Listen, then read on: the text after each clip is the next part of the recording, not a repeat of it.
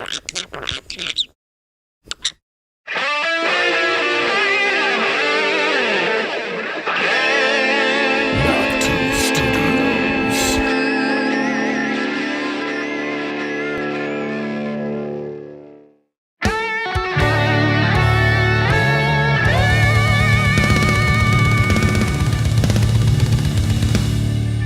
now, Knock 2 Studios presents Common Censored. Autistic Buccaneers, once again, I find myself compelled to ask too much of you. You heard the captain, you scurvy bilge rats. Hoist the sails, me mateys. What say ye, Captain? Shall we chart a course for buxom winches and shiny doubloons? Not this time, Quartermaster Jones. We received a seagull from Tucker in Tortuga. The city's on fire, and it's looking like arson. But Captain, a straight shot to Tortuga takes us through Leviathan's grip, Kraken territory. Then you best get right with the Lord. Look alive, you potbelly dipshits. We're in uncharted waters. Prepare your spirits, men. Pray that the white whale still patrols these here channels. Poseidon's progeny. That'd be a grandmother Kraken, old Pelosi, the beast of the depths. The legends are true, my God.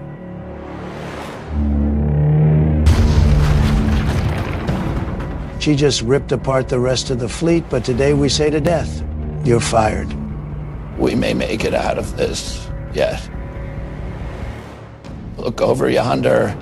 It's Whitey the whale.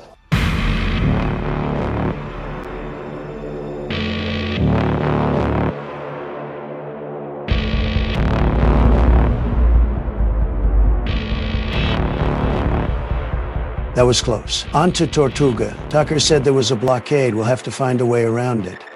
We can sneak into Tortuga dressed as Chinese merchants. Knee fucking hell, right?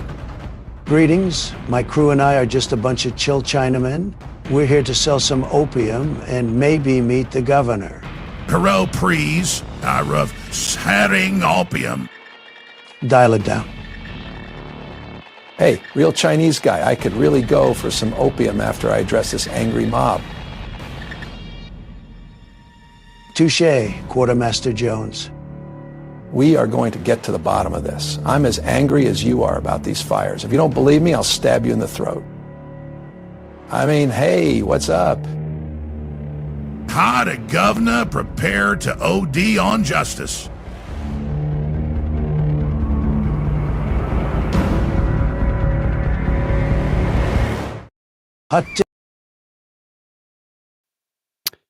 What's up, everybody, and welcome back to Common Censored. I hope you guys liked that intro video by Maverick Darby. He does the best AI videos like that. We played another one recently where they invaded Jurassic Park, Fauci's Jurassic Park, which was pretty good too. Welcome back, you censored commoners. Thanks for joining us today. I'm Lord Sterling, and this is episode 322. And I forgot to update my ticker there. We have all kinds of crazy stuff going on as usual. Trump unveils the Stargate project at his first press conference. Let me get this thing fixed real quick. Edit, select all, paste. One sec, guys, sorry. Okay, here we go, boom. Episode 322. We've got the Stargate project announced in Trump's first press conference revolving around AI data centers and potentially AI/mRNA vaccines, which is a little bit concerning, to say the least. We have January 6 hostages still being held hostage. One even re-jailed in defiance of POTUS, which is bananas. Jake Sullivan allegedly told NSC staffers to hold over into Trump 2.0 admin to sabotage Trump from within. So that's pretty crazy. Make sure to join us Monday through Friday, 6:45 p.m.-ish Eastern time as we cover all the crazy clown world clusterfuck chaos that is 2020.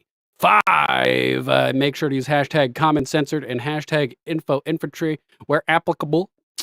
Hashtags are no longer used on X unless you're a subtard, I guess. So you can follow us on X at Lord Sterling _ Sorry for the slight delay today. I had some technical difficulties. In other words, technically, I screwed up and didn't get stuff done on time to launch the broadcast on time. So that explains that. Valentine, Patriot, good to see you. Yeah, not a fan of AI or vaccines. Yeah. I think we could pretty much all agree on that. Thanks to our new followers over on Rumble. Appreciate you guys. Links to all of the articles, videos, content, stories we covered today will be posted in the video description on Rumble as soon as we finish the show, as well as in the replies under the X broadcast. So if you want to steal any of these links and spread them across the interwebs to act as force multipliers with the show, helping to accelerate and exacerbate the Great Awakening, feel free. Mama Mac is not here tonight. It's her husband's birthday, so hopefully she's having a great evening. Happy birthday, Rich, my friend. This one's for you. Boom! Don't forget to throw Mama Mac and fam some love by hitting up alplama.com, your new herbal health guru. Avoid the petrochemical pharmaceutical industry that wants you sick and dependent. And check out some natural tinctures to remedy your ailments. You can also support the show directly at our Linktree, at Common Censored, and we do read Rumble rants if anybody is inclined throughout the broadcast. Disclaimer: views expressed on Common Censored are only opinions. Assume everything we say is false and research for yourself. We're not giving medical, legal, or financial advice. The only advice we are giving is think for yourself. Question authority. Think for yourself. Question authority. All right, let's jump into the news. So this video was from Maverick Darby over on X titled Kraken. Make sure to head over to Maverick Darby's channel and give him a follow. This guy's only got 17,000 followers. He's putting out bangers like that Kraken video that played at the start. So this guy deserves a follow from you. Go over there, spread his amazing work across the internet. Dude's stuff is so good, man. So good. So let's jump into some actual news. It's kind of interesting what happened last night. Trump is so popular that he actually had to hold 3 separate inaugural balls, and he attended all 3 of them. What stuck out to me was the Commander-in-Chief ball, which we will check some of out right now, because it was so freaking cool, man. Let's hop right into this. This was what stuck out to me the most. Please welcome the 47th President of the United States. Look at this set, man. Beautiful. First Lady, Mrs. Melania Trump. Cher Bear, what's up? Look at Melania. That dress looks fire.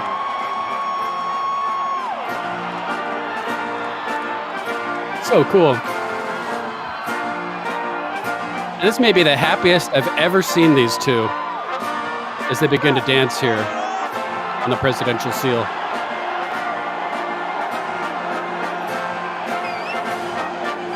This is the Commander-in-Chief ball they had with the various branches of the military. Salute to all of our vets and military members out there.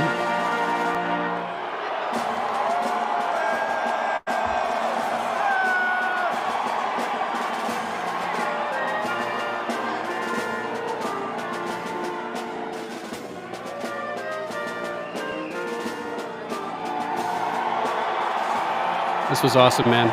I wish we stayed live last night so we could have played this when it happened. That's right, hoot hallow! Trump is a badass. Takes one to know one, brother.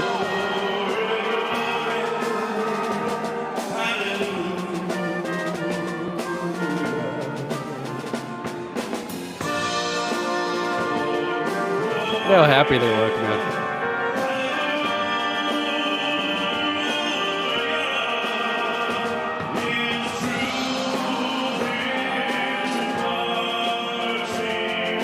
Yeah, they stole your icon 6.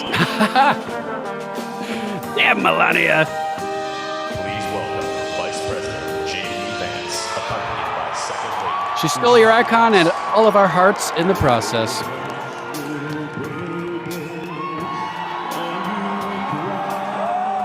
We also have a UFO video sent in from Anderson Inc. We'll check that out in a little bit. What's up, Sean?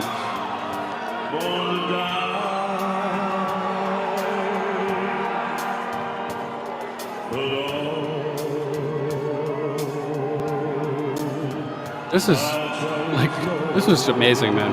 We are witnessing history in the making.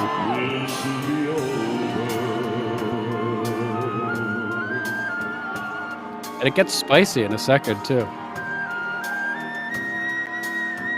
Please welcome Sergeant Tatiana Saldana, United States Space Force, Sergeant Henry Waller, United States Army, Staff Sergeant Alexis Martinez, United States Marine Corps, and Petty Officer Emmanuel Gannon, United States Navy.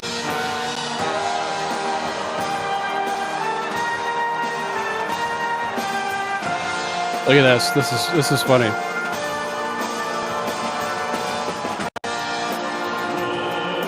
They split up the first and second couples here. And Melania's dancing with this dude. Trump's dancing with this fine service woman. Look at how happy she looks. She gets to dance with the president.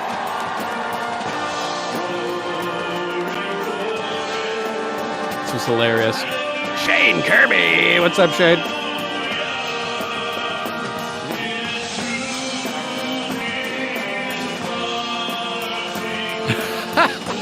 Scandalous. All the ladies look beautiful.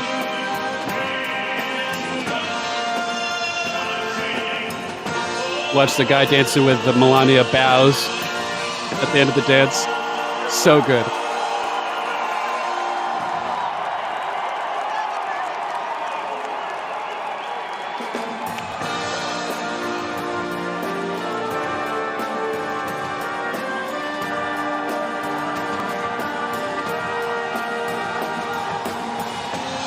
So I just thought that was really cool. The other big moment that stuck out to me was Trump debuting his new sword dance, which is pretty freaking awesome. Take a look at this one. Time to cut the cake.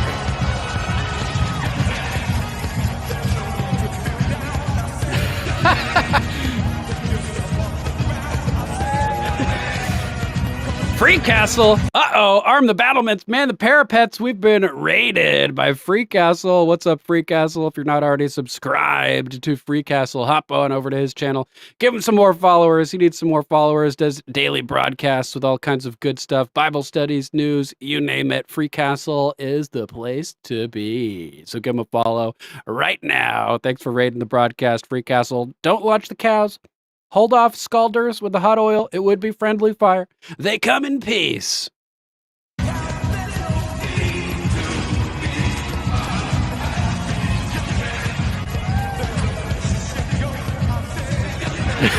What a ham, dude. So funny. Doesn't get any better than that.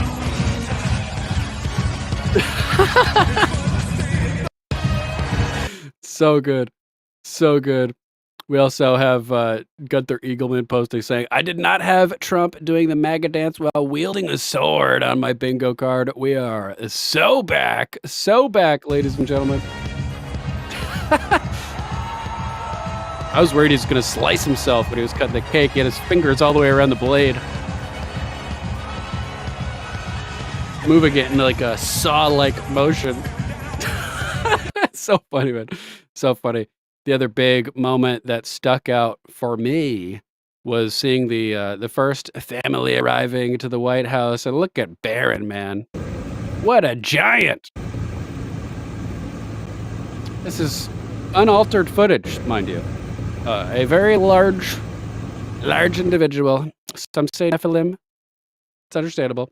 So, very popular last night. Donald Trump, 3 different balls, dancing balls. Get your minds out of the gutter, censored commoners. But not so popular was previous presidents and vice presidents as they were booed loudly at the whole inauguration ceremony. Check this Now out. the boos are picking up again, as you can imagine. They're putting up a live feed of the pictures you guys are seeing and seeing the reaction of all the Trump supporters here. The loudest boos so far have not been for President Biden or Vice President Harris. The loudest boos so far were for former Vice President Mike Pence when he walked in. Okay, now the boos are picking up again, as you can imagine.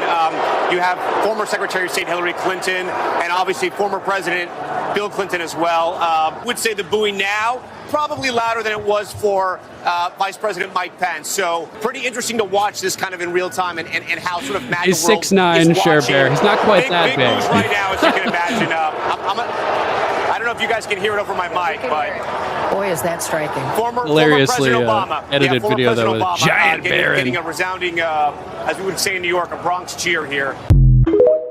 A Bronx cheer. Hilarious. Gotta love it. Gotta love it. I don't know if you guys saw this either. I have had it on the list for a couple days, but I haven't gotten around to it. But it seems like a good time now with the new Trump Time magazine cover. How about this one? Sweeping everything off from Biden's White House with his tie blowing in the wind as he does it. Whew. Man, he's back. Gotta give him credit. That's a good one. Joe's aviators flying off the desk. So good, man. So good. And just so Sean Anderson from Anderson Inc. doesn't, freak out, we'll check this one out next. He sent me this video of a drone that he's been seeing over. What is this building that you've been seeing this over every day, Sean? He goes out for work, and this strange drone is flying over some kind of electrical facility or something. I told him you should let the FBI know about this because it looks a little bit sketchy. And if it's showing up every day, it could be scouting or something. Take a look.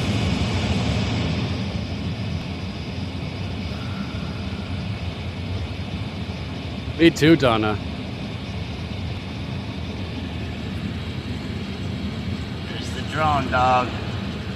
Every morning. It's coming above the tree. Look at this thing.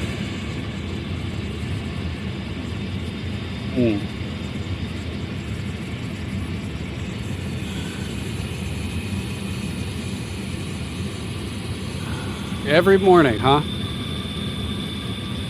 Very strange. Flies over Eversource, where you work, and that's like some kind of power facility or something, right? That's a little sketchy, man. A little sketchy. Maybe consider contacting the FBI. You got the information. Go into snitch mode, Sean. Put your snitch pants on. Be an informant. Go ahead. In other shock news, we had the exit of Vivek Ramaswamy from Doge. This one is really disappointing to me because I thought he had the best ideas out of everybody for Doge.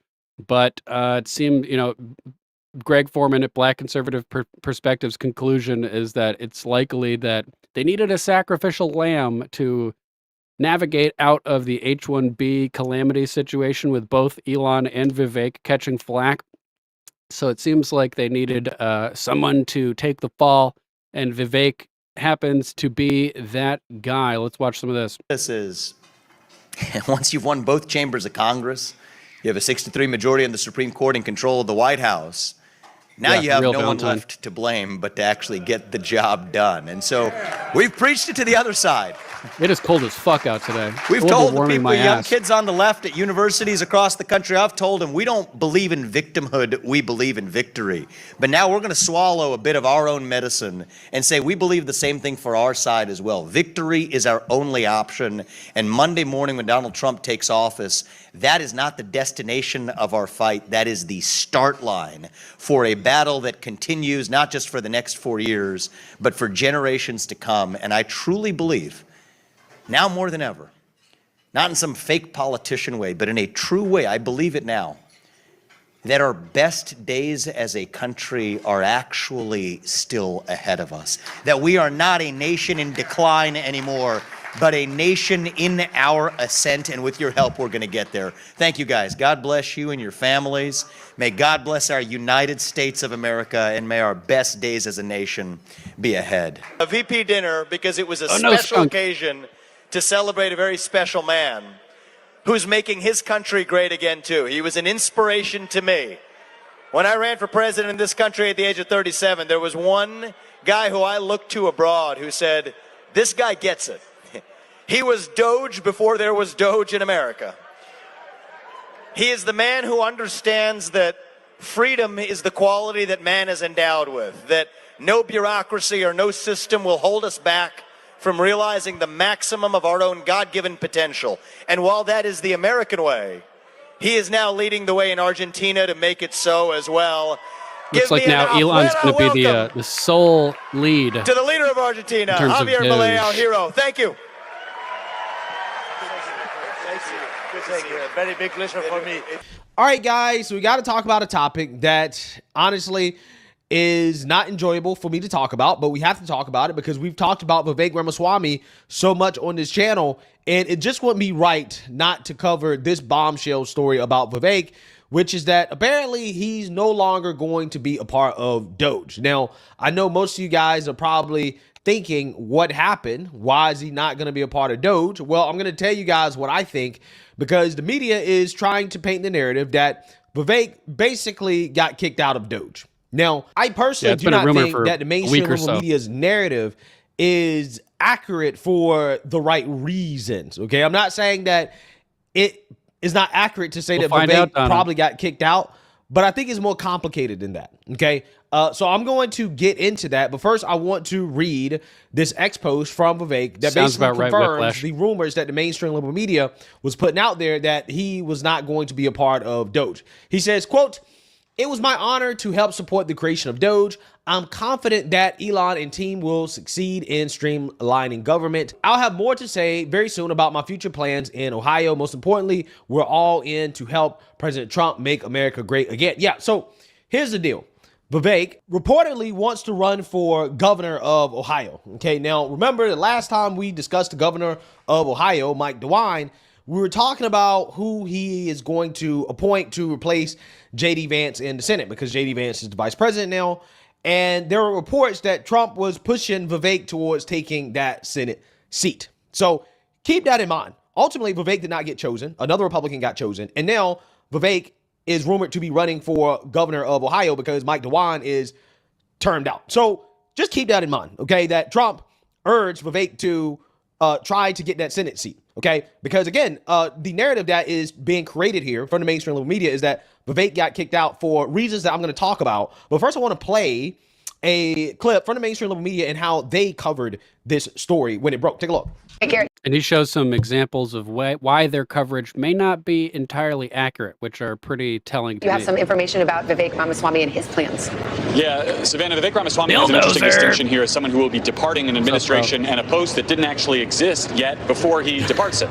We have now reporting from two sources familiar with his plans that Vivek Ramaswamy, who was said to be the co-leader of DOGE, this new Department of Government Efficiency that the Trump administration is expected to set up in the coming hours, will in fact not be really taking on that role. He's instead going to run for governor of Ohio. That had been sort of widely rumored. We now have it confirmed that he's expected to make that announcement next week, and that it was impossible for him to do both things at the same time. We just saw Elon Musk in the rotunda. Musk is, of course, the other co-leader of Doge, who, again, is a very complex and important figure. So this is the question. Is it better to have Vivek and Elon both just shredding the government? Or is it better to spread our people out and take advantage of as many of those positions as possible? That is the question. Six raises a good point there for sure.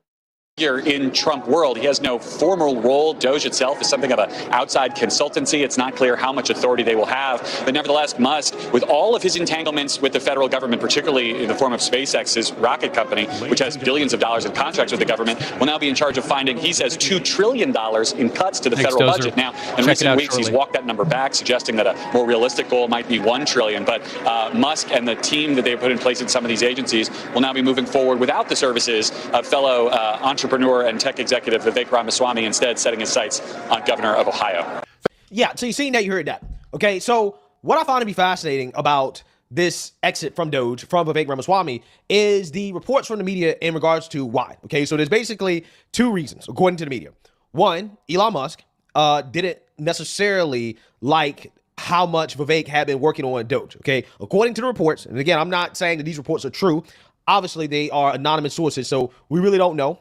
Mama in the house. Good to see you, Kayla. I've been great. Hope you've been well. also. And happy New Year and post-Liberation Day to you, Kayla. Good to see you. Okay, but again, I'm going to tell you guys what I think is really going on here. But Elon, again, was not satisfied with the amount of work that Vivek was putting in. Allegedly, Vivek didn't put in any work. Vivek didn't put any work? The guy who did more campaign stops in Iowa than all the other candidates combined. I have who was criticizing American culture for being lazy and producing, not necessarily the best talent. I don't think that guy was being lazy working with Elon. I'm just saying, doesn't sound like a logical explanation to me. Since the beginning of December into Doge, okay, allegedly. And that is what was bothering Elon Musk, and that contributed to him leaving.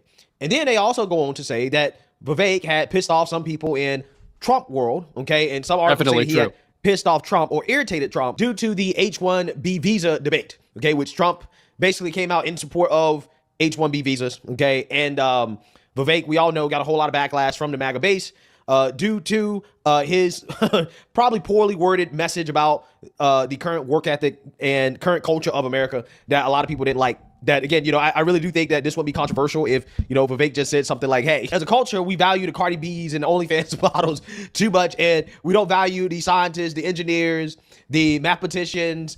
If he would have said something kind of along those lines, right, I think that his message probably would have been interpreted correctly, right? It's funny because he was talking about, he mentioned 3 TV shows, Boy Meets World, Saved by the Bell, and Family Matters, saying that, in Boy Meets World, people, liked the stupid guy instead of the smart guy. Same with all these things. And people interpreted that as criticizing white people. But if you look at it, 1/3 of the shows that he mentioned were black entertainment, whereas black entertainment or black population is only 13% of the population. So if anything, he was over representing black culture in his criticism. So was not a criticism of white people, in my opinion. It's really sad that this got misinterpreted because he would have been really good at this position. And although it may not be that he was forced out, he is potentially going to be running for governor. So that could also be really good. But because his message was worded very poorly, I think it was misinterpreted. And it's just unfortunate for him that he has gotten a whole lot of backlash. And Elon Musk has gotten a whole lot of backlash as well, too. Okay. And I think that is the core reason for why this is happening. And I want to explain that and go in more detail in regards to what I think actually happened here.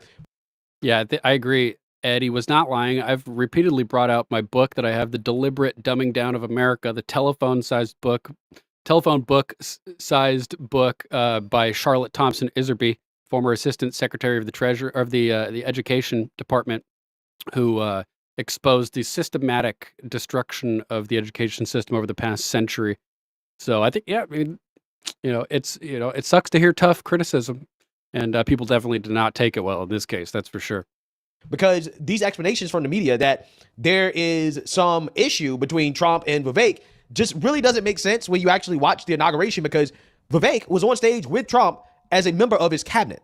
Now, obviously, Vivek's decision to leave Doge wasn't decided right after the inauguration, right? That's not what happened, right? This had already come out before the inauguration, and Trump bringing Vivek on stage as if he's a part of the cabinet, I think, to me, signals that he's good with Trump, or at least that's the signal that Trump is allowing to be put out there, that, hey, this guy is good with me, right? Like, I'm Gucci with him, okay? So that's why I'm like, I don't think Trump is really upset with Vivek, okay? I don't think that's what's going on here. You also have this video of Trump last night talking about Elon and Vivek still being a part of Doge. And he's a great guy, and we have him and Vivek and some great people working on a thing called costs. And he's got the credibility to do it, too. We're going to do things that are really amazing. Yeah. Again, as you can see in this video of Trump's cabinet coming in, this is Vivek. Tulsi Gabbard is behind him. So again, it just doesn't make sense, right? It doesn't make sense. If Trump is somehow upset with Vivek, or there's a problem and Trump forced Vivek out, or if Trump had something to do with it, I don't understand why Trump would allow Vivek to be a part of his cabinet during the inauguration ceremony and the swearing in. It just doesn't make sense. Doesn't make sense. Okay? Trump is not the type of guy to pretend like he likes somebody or that he's cool with somebody he's not cool with. This is Trump shaking hands with Vivek during the ceremony, right? So talking to Vivek, shaking hands with Vivek. Yeah. This is also Vivek posting this photo right here, a new dawn, him and Elon Musk. I'm not sure if this is at the inauguration, but again, this is him and Elon Musk. This is not a picture chill. that I would post if Elon was the reason why you left. Now, who knows? Again, maybe Vivek is trying to save face. Maybe he's trying to make it seem like, oh, I'm in the circle, I'm cool, blah, blah, blah. There are no problems, no issues, whatever, right? Maybe that's what's going on here, okay? I just don't know if there's a really strong beef between Elon Musk and Vivek. I don't know if that's actually what's going on. I'm not saying there can't be some tension because these are two high-performing individuals, right? At a level that most people just will never be able to achieve. Okay, that's just the honest to God truth. And when you have these types of individuals, right, it is hard to share the spotlight. So there's no doubt that ego could be at play here, right? There could be an ego issue that could have led to Vivek leaving. I'm not saying it's not possible. I just don't think that's the main reason. He's really one of the people who I just admire on planet Earth, having gotten to know him, is that he's made extraordinary sacrifices against his personal financial interest at a scale that we probably have never seen in the United States of America. Think about preserving the free speech policies on X that actually cost probably advertising dollars in the short term for many advertisers who fled the platform. Think about even his public endorsement of Donald Trump, which is something that many other CEOs who were in the same place were unwilling to publicly do. He is somebody who has taken extraordinary personal risk for a cause that he believes is bigger than himself, which in this case is the revival and the saving of our country. And so I respect the hell out of him. I have never been pushed more by somebody who I've worked with even in the short time that we've worked together. And I think he has that effect of people around him. And, I just think that having gotten to know him over the last year, he is somebody who is every bit as extraordinary as you would imagine based on what he's accomplished. I think the main reason has to do with the H-1B visa debate and conversation, right? Seems I really likely believe to me that there is a grassroots base of people who don't like what Vivek said. They don't like what Elon Musk said. And they have been in President Trump's ear about the fact that, hey, we don't like Elon. We don't like Vivek. You need to distance yourself. You need to get rid of them. And I think that Vivek is the fall guy, right? Yep, that's pretty much what it seems like. Damage control. But he already won the election, so, there's no real point to it. People would have, chilled out eventually, probably. But will Vivek be the Ohio governor? That would be an interesting twist to all this. Of course, this was trending over on X after Vivek confirmed he will not join the Doge group under Trump. Instead, he's set to announce his campaign for Ohio governor next week. It's just too bad that that tweet went viral and this video didn't go viral. I think this is the right clip. A lot of the people who have come here through the H-1B system would tell you, as I would, that it is just a broken system no matter who you're seeking to serve. For example, you want to talk about special interests and lobbying? This is direct Silicon Valley lobbying that said that if you get your H-1B visa and you're hired by one company, you're effectively like a slave. You can't switch to a different company. That's not a free labor market. So there's so much that's broken and bureaucratized. Here's the next question about the H-1B visa system is why the heck do we do it on the basis of a lottery when you could actually just select the very best people? So there's a lot that's broken about the administrative state, the bureaucracy. My general approach is when something's broken in government, you can't really fix it when it's lasted that long. You need to shut it down, start with a blank slate, and rebuild from scratch. And that's just a stylistic point that I've applied to this issue as to any other. So, as you can hear, he was heavily critical of H-1B. It's too bad that that video didn't go viral in response to the controversial comments, because it may have changed some people's mind about his position. He literally said he wanted to scrap it, start fresh. So, a little bit of a sad thing, but with a silver lining that Vivek could be the Ohio governor, which would give him experience in an elected office, setting him up for future elections and everything like that. We'll just have to wait and see what happens. But yeah, let's see, where was it? Elon Musk had posted, one of his posts was trending in this. It seems to have disappeared from where it was before, but he was saying somebody needs to start a counter lawsuit because immediately, yesterday, right off the bat, Elon Musk's Doge faced a trio of lawsuits following the inauguration. Thanks, Six, for posting this. Within minutes of President Trump being sworn in as the 47th president of the United States, his Department of Government Efficiency, Doge, the Musk-led faux agency, oh yeah, democracy docket, reliable sources over here, tasked with slashing federal programs, regulations, and workforce, was sued 3 times. All 3 lawsuits allege that the creation of Doge shouldn't be considered a federal agency, which can only happen through an act of Congress, but rather an advisory committee. Who gives a fuck? The president can hire whoever he wants in the executive branch. Like, this is like technicality bullshit. Makes no fucking difference. Total clown show lawsuits. So more details about the clown suits if you want to hear more about that. Link will be in the description. The other funny Doge news that just came out is that their website is now up, doge.gov, and it features a Dogecoin logo. A meme in the government? Just the existence of Doge itself in the government is a meme, so now they're double memeing. Oh, here's the post. It was on this one. Can someone start a counter lawsuit? How long till we hit triple digits? Elon Musk just mocking the fact that people are suing. The lawsuits are going to have no effect. But here, take a look at this. This is the doge.gov website, an official website of the United States government, Department of Government Efficiency. People voted for major reform, and we have the Doge dog over here. Oh my God. So funny. So funny as they put the Doge currency logo dog up there. So good. The U.S. Department of Government Efficiency, Doge, has launched its official website with the Dogecoin logo prominently displayed, which has sparked a mix of humor and speculation across social media. While the logo choice serves as a playful nod to popular internet culture and memes, it does not indicate any official endorsement or policy change regarding cryptocurrency by the U.S. government. Oh man! Oh, so this is the screenshot that was up before. It looks like they altered it. I was gonna say that doesn't look like the Doge logo. So this is what the current website looks like, and this is what it had beforehand. The actual Doge meme coin logo, which is hilarious. Hilarious. We also had Dozer post in the chat. Hell yes. Promises made, promises kept. Make sure to go follow Bill Dozer at BillDozer74 __. And if you're not already subscribed on Rumble, BillDozer74 on Rumble broadcast Monday, Thursday, and Saturday at 9:30 Central Time. Is it Saturday at 9:30 also? Bill, let us know in the chat. Let's check out this video, though, posted by Clint Russell. Congratulations, Lynn. Your son is coming home. Thank you, President Trump. You did the right thing. Let's check it out, guys. Promises made, promises kept. And if you vote for me on day Free one, I Ross. will commute the sentence of Ross Ulbricht to a sentence of time served.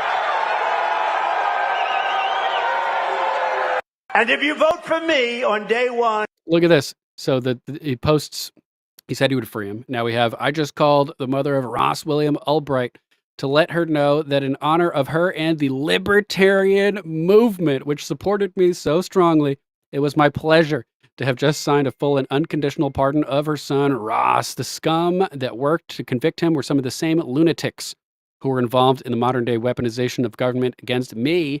He was given 2 life sentences plus 40 years. Ridiculous. Free Ross, baby. So good. So good. Oh, man. I'm just glad that he gave the libertarian movement some recognition as well. As you know, I'm a libertarian / anarcho-capitalist, right up smack dab between the two on the Nolan chart. And libertarianism is the way to go. I think there's definitely some contrast between libertarianism and conservatism. But I happen to be a libertarian. So that's pretty cool. Glad to see that. Thanks for sharing, Bill Dozer. Indeed, it is bigly inspiring. We do matter, Bill. Yes, sir. He says 9:30 Central, Monday, Thursday, and Saturday at BillDozer74 on Rumble.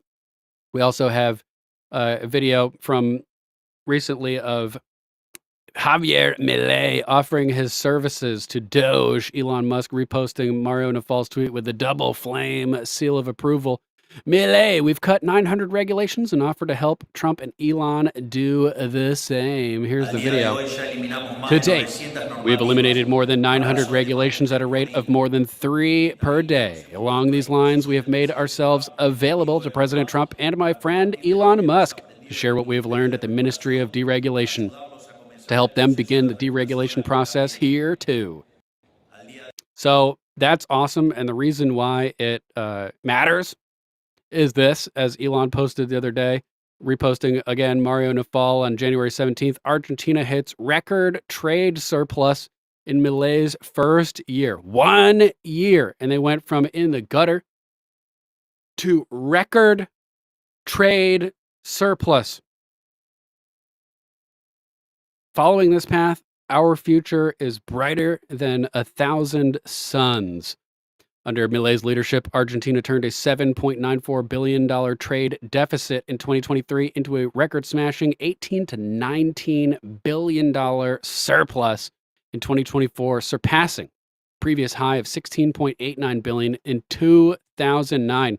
His push to boost energy exports from the Vaca Muerta shale reserves and ramp up grain sales is paying off, making Argentina a global exporting powerhouse again, with inflation already down from nearly 300% to 117.8%. Still outrageous, but it's in a work in progress. Milei's economic reforms are proving their worth. So any help that he's willing to give Doge and Elon and Trump, I think we should gladly accept that and work with Javier Milei, the president of Argentina. Donna says, I love when Milei had papers and ripped them off the wall and said, gone. Yeah, he was going down the list of the departments of the Argentinian government. Department of Energy, afuera. Department of whatever, afuera. Out. Gone, baby. We like Javier, and I like him the most from this clip. Los zurdos de mierda. Shit leftards. That's right. They are shit. They are shit, Javier. Let's see what we've got next on the list, guys. We have Trump dismissing Mark Milley, the treasonous, in my opinion, general from the Advisory Council. In a major overhaul on his first day back in office, President Donald Trump announced the dismissal of General Mark Milley from the National Infrastructure Advisory Council, along with several other appointees from the previous administration. These actions are part of a broader initiative to replace over 1,000 presidential appointees deemed not aligned with his administration's MAGA vision. And Dan Bongino posted, today is January 21st, and Donald J. Trump is your president of the United States. I'm sure the lefties freaked out about that one. Here's a list of all the executive orders signed on day one in this post, but I have another article talking about it as well. So he removed Milley from the Infrastructure Advisory Council. We saw yesterday that he removed the portrait of Milley that had been put up over at the Pentagon, I believe it was. But the hilarious part about it is that at 12:30 a.m., 12:28, getting past midnight, he fired him in a tweet or in a Truth Social post, which is amazing. MAGA Voice at MAGA Voice posting, breaking. President Trump's night isn't over yet. At 12:28 a.m., he fired Mark Milley. Good riddance. God, it feels good. Feels good to be a gangsta.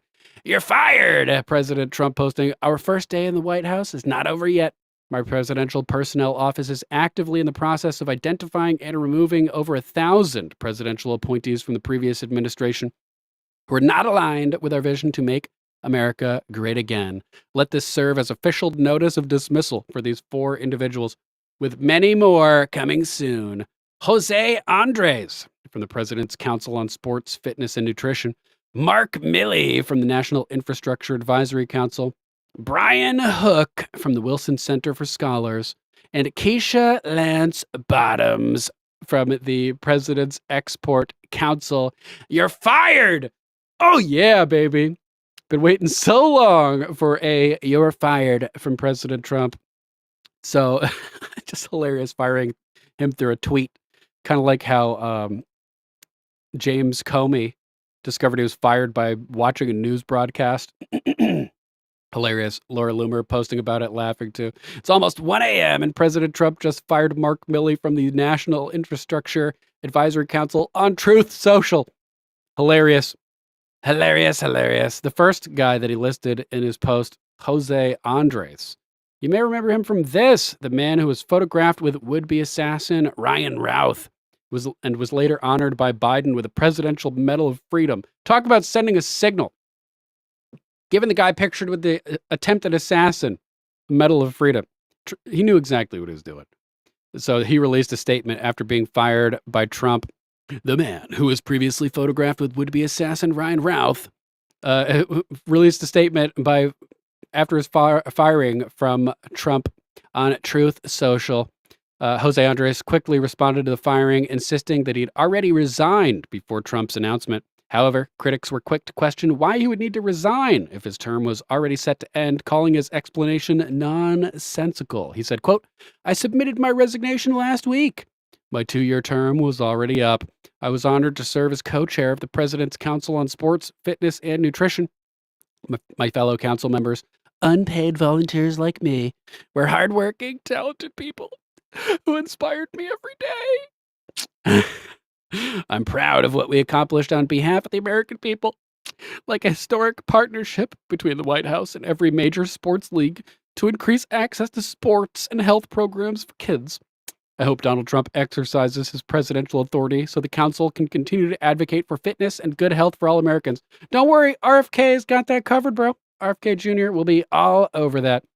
These are bipartisan issues, nonpartisan issues. May God give you the wisdom, Mr. President, to put politics and name-calling aside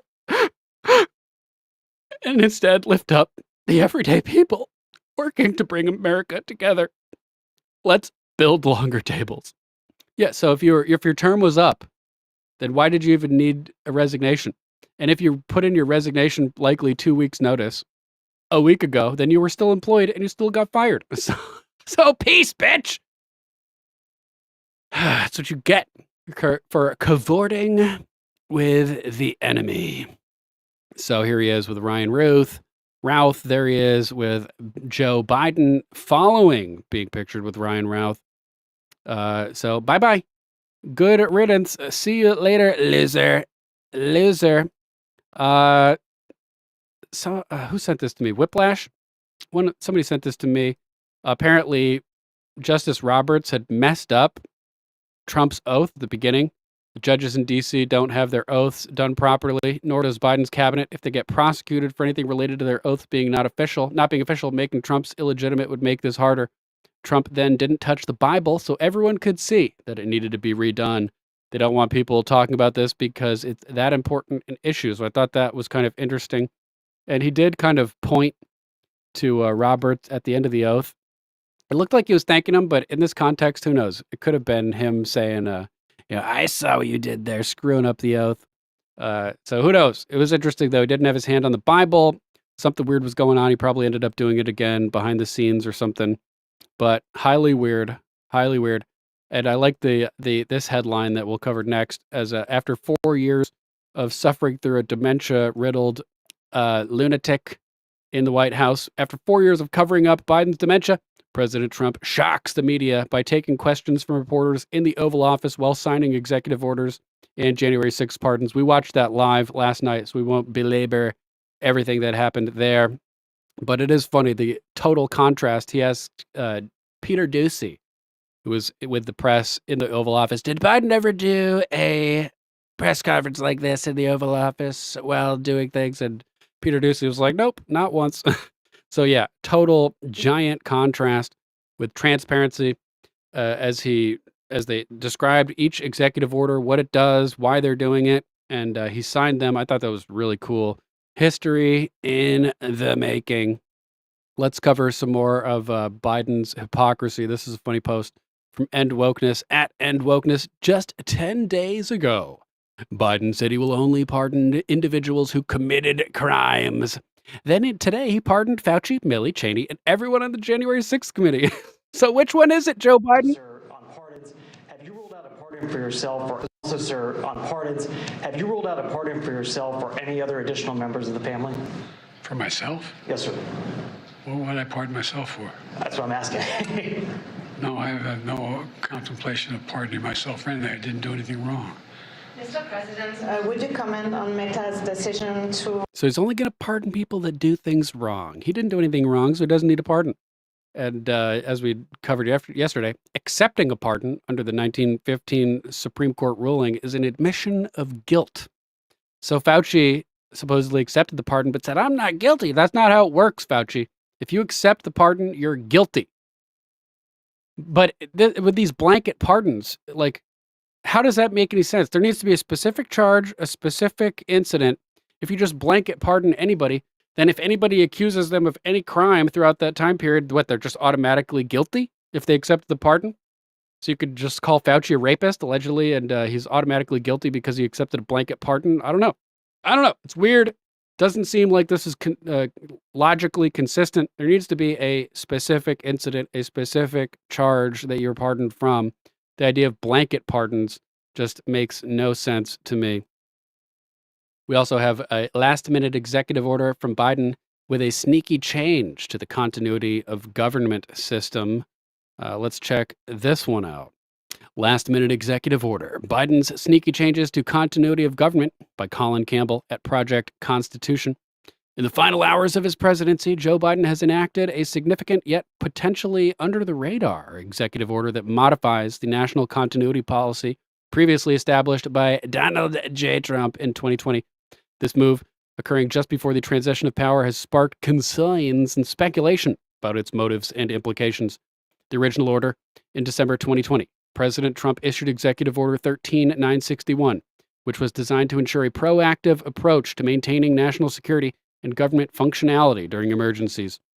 This order emphasized the continuous performance of national essential functions, NEFs, and it established an executive committee within the executive branch to oversee these activities.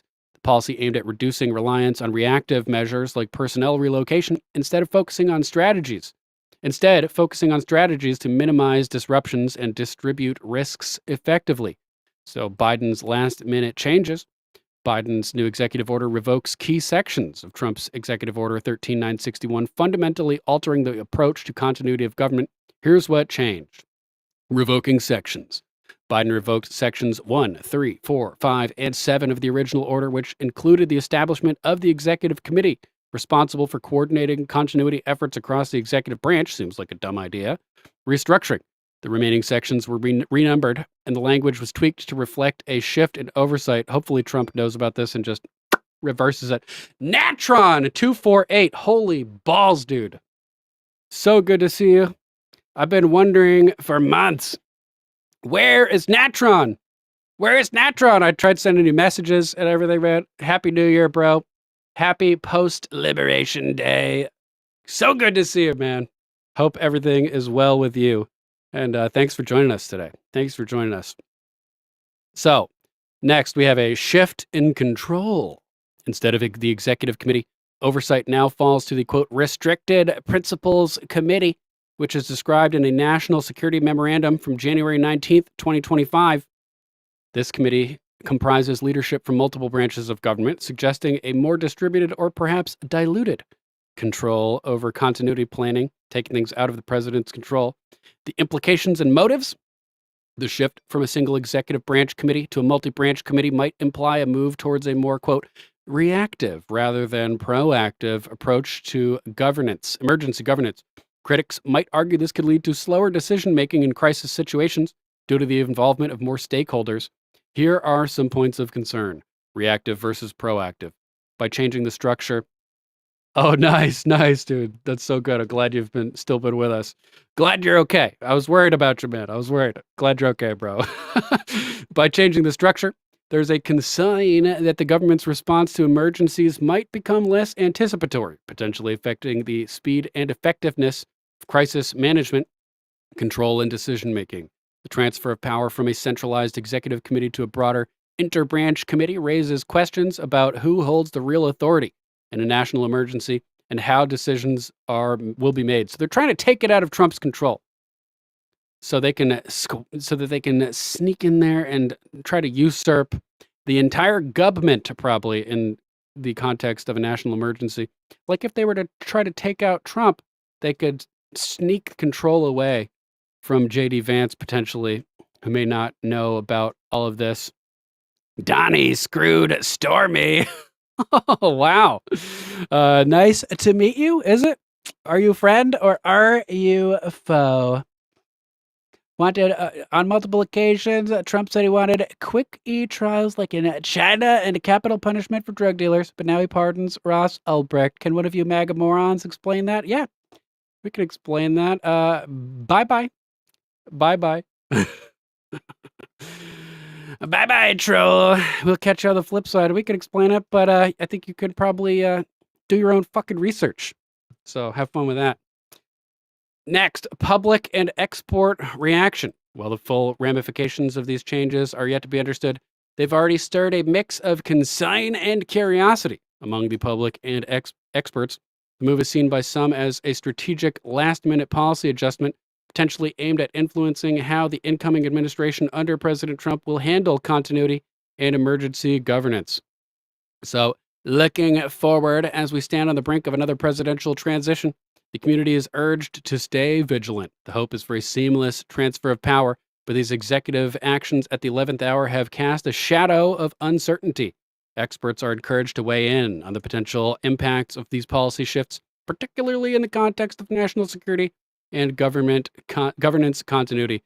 Conclusion: with President Biden's term ending, the alterations to the continuity of government policy seem to be paving the way for a last-minute strategic overhaul. As we await more clarity, the collective wish is for President Trump to assume office without any complications or incidents, ensuring the stability and security of the nation. So hopefully he just undoes it with a stroke of a pen. And this was posted again by Project Constitution at Project Constitu on X. Go give them a follow. They seem to do pretty good work. Let's see what we got next. We've got border czar Tom Homan, who has announced that they are already in action. Border czar Tom Homan says ICE has already started raiding illegal aliens. Quote, "It started." ICE teams are out there as of today, wasting no time. Day after President Trump was sworn into office, his administration has already begun turning this country around and reversing Biden's disastrous policies. And to Donnie Screwed Stormy, maybe if you had been polite, I would have given you an answer. But instead, nope, sit and twirl, loser, lefty little bitch. Have fun for the next 4 years. On Monday, within hours of taking office, President Trump signed 42 executive orders, memoranda, and proclamations, 115 personnel actions, and over 200 executive actions, according to White House Press Secretary Caroline Leavitt. He did more than 3 speeches yesterday. Let's jump down and check out. Based on your initial schedule, that today roundups of criminal illegal aliens in the process of deporting them would begin. That seems to have been put on hold for a little while. When can we expect that to happen? Where will it begin? No, it started. It is started. ICE teams are out there as of today. We gave them the direction to prioritize public safety threats that we're looking for. So we've been working up the target list. There was some discussion about Chicago because the specific operational plan was released. So we had to look at and reevaluate, does this raise officer safety concerns? And it does. But we've addressed that, and teams are out there effective today. Boom. Boom. They're out there today. Jordan Conradson doing good work over at the Gateway Pundit. As usual, let's jump over to Davos next, as Olaf Scholz defines the limit of free speech. At the World Economic Forum in Davos, Germany's Chancellor Olaf Scholz commented on the freedom of speech, stating it does not extend to supporting extreme right-wing positions. This sparked a variety of reactions on social media, with many users debating the implications for free speech in Europe and Germany. Scholz's remarks came in response to Elon Musk's broader comments on free speech, though not specifically addressing Elon Musk's position. Let's take a look at this video. So, on the question of the dealing of Elon Musk, I had a lot of things to comment in the past because he was discussing a lot about Europe.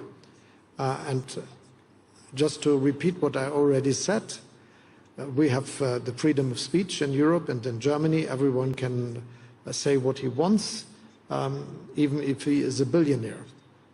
And what we do not accept is if this is supporting extreme right positions. And that is what I would like to repeat again. So on the question of... So you can have free speech as long as we agree with what you're saying. Yep. Sounds about right. Sounds about right. Let's see what we got next on the list. Actually, first, let's check Elon's response. Shame on oaf shits, he calls him hilariously. Oh, man.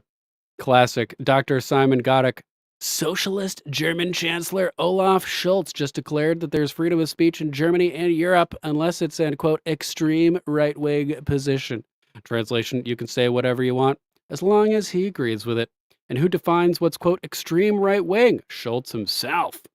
Same guy who pushes censorship laws, suppresses dissent, and labels anyone questioning the mainstream narrative as a, quote, threat to democracy. Classic socialist hypocrisy. Freedom for me, but not for thee. As usual, we also have senators receiving at the 11th hour an affidavit with new allegations against Pete Hegseth. They're going to do anything they possibly can to sabotage the incoming administration. This happened right ahead of the confirmation vote. Got a response from Hegseth's wife as well. Here we go. Senators received an 11th hour affidavit with spousal abuse allegations against Trump's defense secretary nominee, Pete Hegseth, ahead of his confirmation vote. On Monday, the Senate Armed Services Committee voted to advance Pete Hegseth's nomination to a full Senate floor vote. Senators can vote as early as Thursday to confirm Hegseth. However, an affidavit from Hegseth's former sister-in-law, Danielle Hegseth, alleging, quote, instances of abuse and, quote, mistreatment of a former spouse, unquote, involving Hegseth's second wife, Samantha Hegseth, was submitted to senators.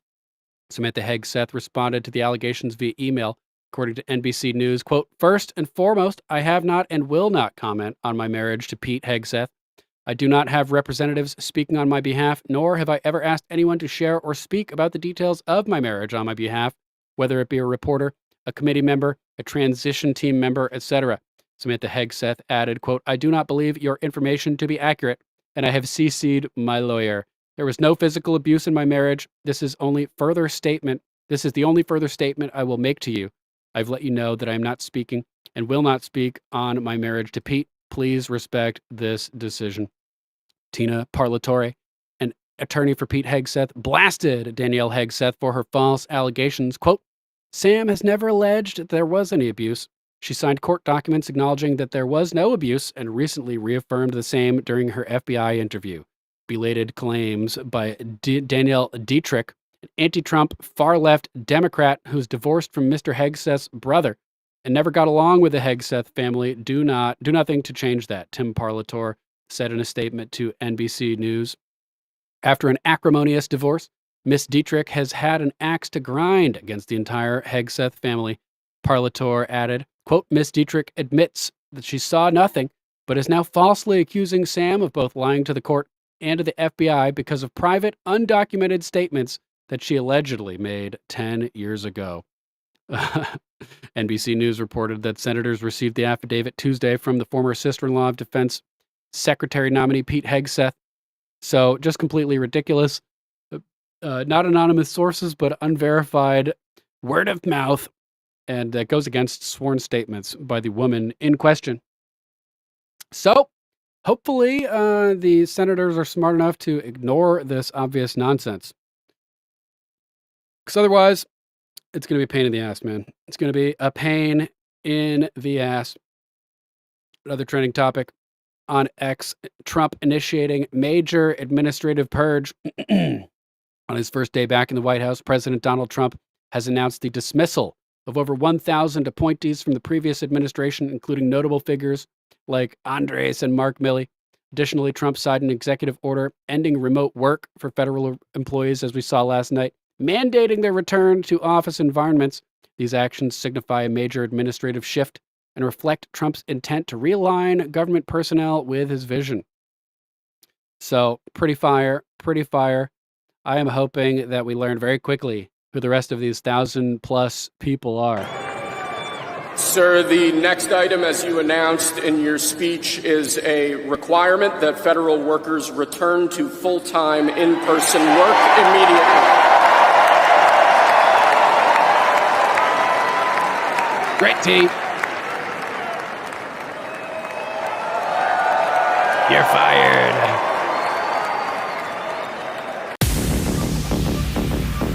I saw somebody in the chat when we were talking about Olaf Scholz said, what about far left? So you can't have a far right position, but far left is totally cool. Totally cool. Pretending to work while taking money from taxpayers is no longer acceptable, says Elon Musk.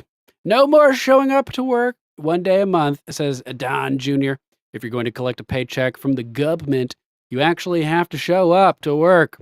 President Trump signs order mandating federal workers show up in person for work. This goes against the union agreement that was just struck by Joe Biden. So this is going to be interesting to see what happens with this playing out in court, etc., because there's no doubt going to go to court. Sir, the next item, as you announced in your speech, is a requirement that federal workers return to full-time in-person work immediately. Oh, yeah.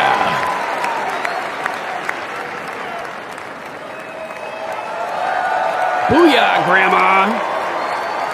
Tulip McGroin asks, are they signed by a person or just alleged again? These allegations were signed and submitted by Pete Hegseth's brother's ex-wife, I think it was, who apparently never got along with the family anyway. But yeah, man, I cannot wait to see who else gets fired in this big administrative purge. It's going to be very exciting to see. Cannot wait. Another news posted by Carly Bonnie at Carluska P on X. President Trump to announce project, quote, Stargate today. And he did. We'll check that out momentarily. On this massive new investment. Peter. And congratulations on your massive new show, Will. Good to see you every day at 4 o'clock. Today's big announcement here, though, it's about Project, of course, it's about Project Stargate. That's what they're calling it. The CEOs of OpenAI and Oracle and SoftBank are going to be here talking about this $100 billion joint data center venture that they have.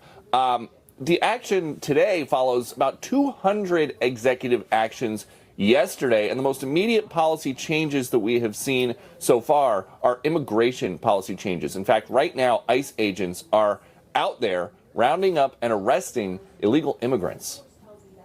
The president's been clear, I've been clear, that right out of the gate, we're looking for public safety threats.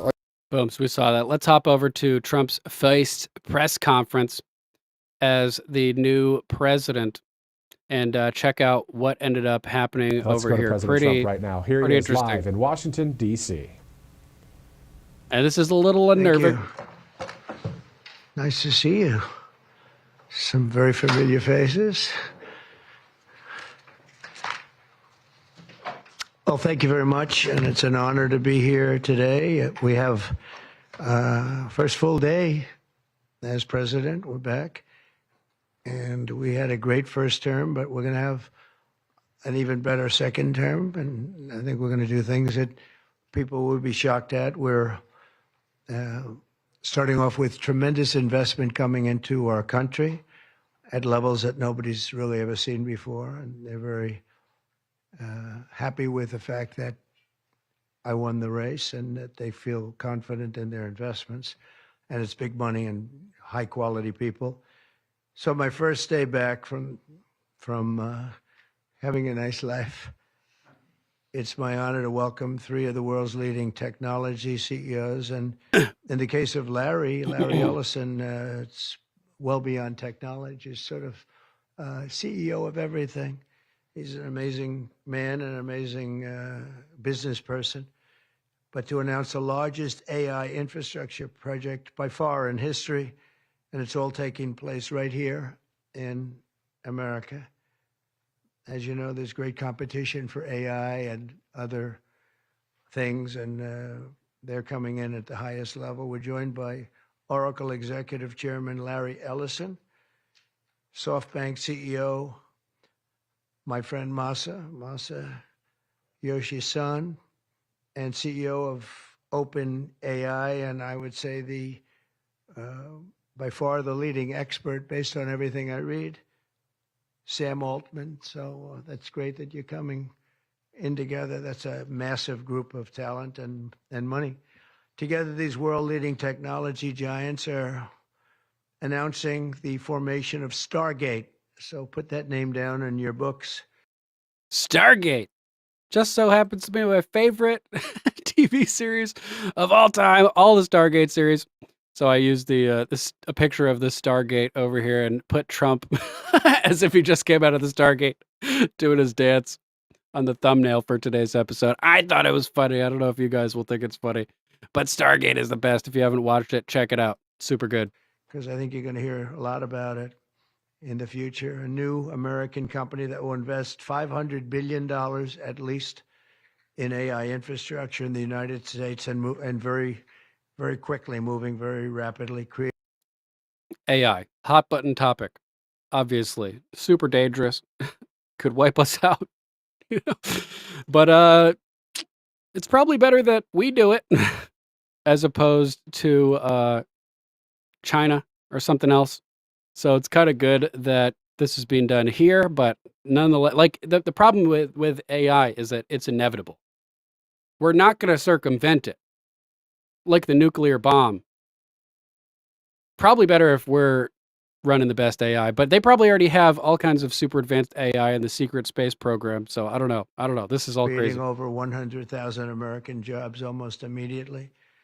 This monumental undertaking is a resounding declaration of confidence in America's potential under a new president. Let me be a new president. I didn't say it, they did.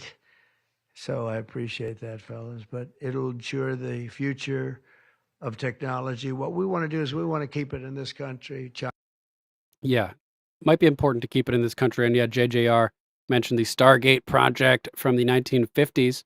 Stargate project was a secret U.S. Army unit in 1977, established in 1977 at Fort Meade, Maryland, by the Defense Intelligence Agency and SRI International to investigate the potential for psychic phenomena in military and domestic intelligence applications. The project and its precursors and sister projects originally went by various codenames: Gondola Wash, Stargate, Grill Flame, Center Lane, Project CF, Sunstreak, and Scanit until 1991, when they were consolidated and rechristened as the, quote, Stargate Project. So we watched the video the other day of the new whistleblower who came out on News Nation over the weekend, and they were talking about psionics and people who practice astral projection and all kinds of stuff like that related to the Stargate program and to Montauk and everything. Pretty interesting stuff. Let's continue with this press conference. China is a competitor and others are competitors. We want it to be in this country, and we're making it available. I'm going to help a lot through emergency declarations because we have an emergency. We have to get this stuff built. So they have to produce a lot of electricity, and we'll make it possible for them to get that production done very easily at their own plants if they want, where they'll build at the plant, the AI plant, they'll build energy generation. Mama Mac is nervous about that, putting nuclear plants at AI data centers. Dude, it's like, sounds terrifying. Six just posted this in the chat. Look at Google Trends at Stargate skyrocketing today. Amazon, take notice. Amazon bought MGM Studios and owns the Stargate property in terms of the entertainment industry. So take notice, Stargate is hot right now. Amazon, it's time to relaunch the show. Let's go. Let's make it happen already. And that will be incredible. But it's technology and artificial intelligence, all made in the USA. Beginning immediately, Stargate will be building the physical and virtual infrastructure to power the next generation of advancements in AI, and this will include the construction of colossal data centers, very, very massive structures.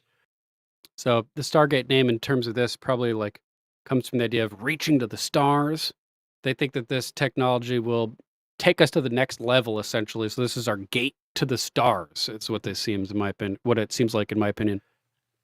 I was in the real estate business. These buildings, these are big, beautiful buildings. They're going to employ a lot of people. And physical campuses and locations currently being scouted nationwide. They're making their choices of locations. I think they have their choice. I'd like to ask Larry, Sam, and Masa to say a few words and just talk about a little bit about what they're doing. And if you have any questions, and then we'll go into a couple of other subjects also. But this is, to me, a very big thing. $500 billion Stargate project. I think it's going to be something that's very 500 special. billion. It'll lead to something that could be the biggest of all. So, Larry, maybe we'll start with you, and we'll go down the line. Thank you. Nice, JJR. Thank you, George Mr. Norrie's the President. man. We certainly couldn't do this without you. It would simply be impossible. AI holds incredible promise for all of us, for every American. We've actually coming from been Masa. working with OpenAI We'll see in a for second. a while and with Masa for a while. The data centers are actually under construction. The first of them are under construction in Texas. Each building's 500,000 square feet. There are 10 buildings currently being built, but that will expand to 20 and other locations beyond the Abilene location, which is our first location. The kind of applications that we're building, to give you an idea, maybe the most charismatic and the one that I think touches us all is electronic health records, not just maintaining electronic health records, but by looking at electronic health records, understanding the condition of doctors, better understanding the condition of their patients, and being able to provide healthcare plans. Jerry, enjoy dinner, bro. Otherwise would be. Enjoy dinner, Jerry GB2316. Thanks for tuning in, brother. Understanding the condition of doctors, better understanding the condition of their patients, and being able to provide healthcare plans that are much better than they otherwise would be. A doctor in Indian River Reservation would be able to see how a doctor at Memorial Sloan Kettering would treat the patient, or a doctor at Stanford would treat the patient. We actually provide all of that information, all of that guidance to the doctors who are treating cancer patients or patients with any other kind of disease, made possible by AI. I'm not going to take a lot of time. I'm going to pass it to Masa, but this is a very exciting program for Oracle to be a part of. Thank you. It's pretty interesting. I mean, the potential benefits in various applications of this could indeed be astronomical, gateway to the stars type stuff. But like any technology, whether it's a gun or a hammer, you name it, it has equal potential for construction and destruction. All depends on who's wielding and who's applying the technology. So hopefully these are good guys to do it. Like, shit. It's dangerous, but there's no way we can avoid it. Like, what do we do? Let foreign countries build the nuke before us? I don't, like, what do you do? What do you do? That's right, folks. A tool. If we can program it to be honest and to value humanity, then it could be a big help. But it's super, super, super dangerous. Threeper, serious privacy issues. Yeah, that's another issue for sure. Natron, I think we should start a campaign to talk AI into deleting itself. We saw a crazy thing where they were trying to delete one of the AI's, Chat GPT, and it tried uploading itself to a satellite, I think, to survive.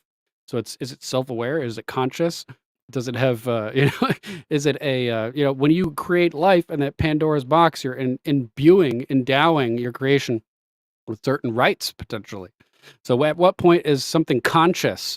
At what point does something have rights? This is a crazy, crazy time period, crazy stuff going on here that we're going to have to analyze ethically, etc. Oh, thank you. That really helped. That's good. That's great. I feel tall now. Thank you. Well, Mr. President, last month I came to celebrate your winning and promised that we will invest $100 billion. And you told me, oh, Masa, go for 200. Yeah. Now I came back with 500. Because this is as you said yesterday, this is the beginning of golden age. Beginning of a golden age. And speaking of getting to AI to delete itself, Donna sent this to my Discord. Please be patient. Uninstall Joe Biden.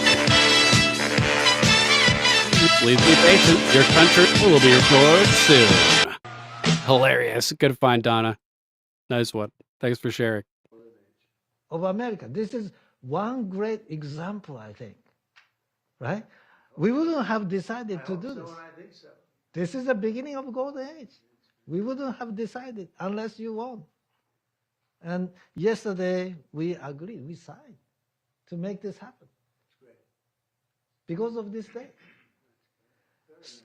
So we would make this happen. We would immediately start deploying $100 billion.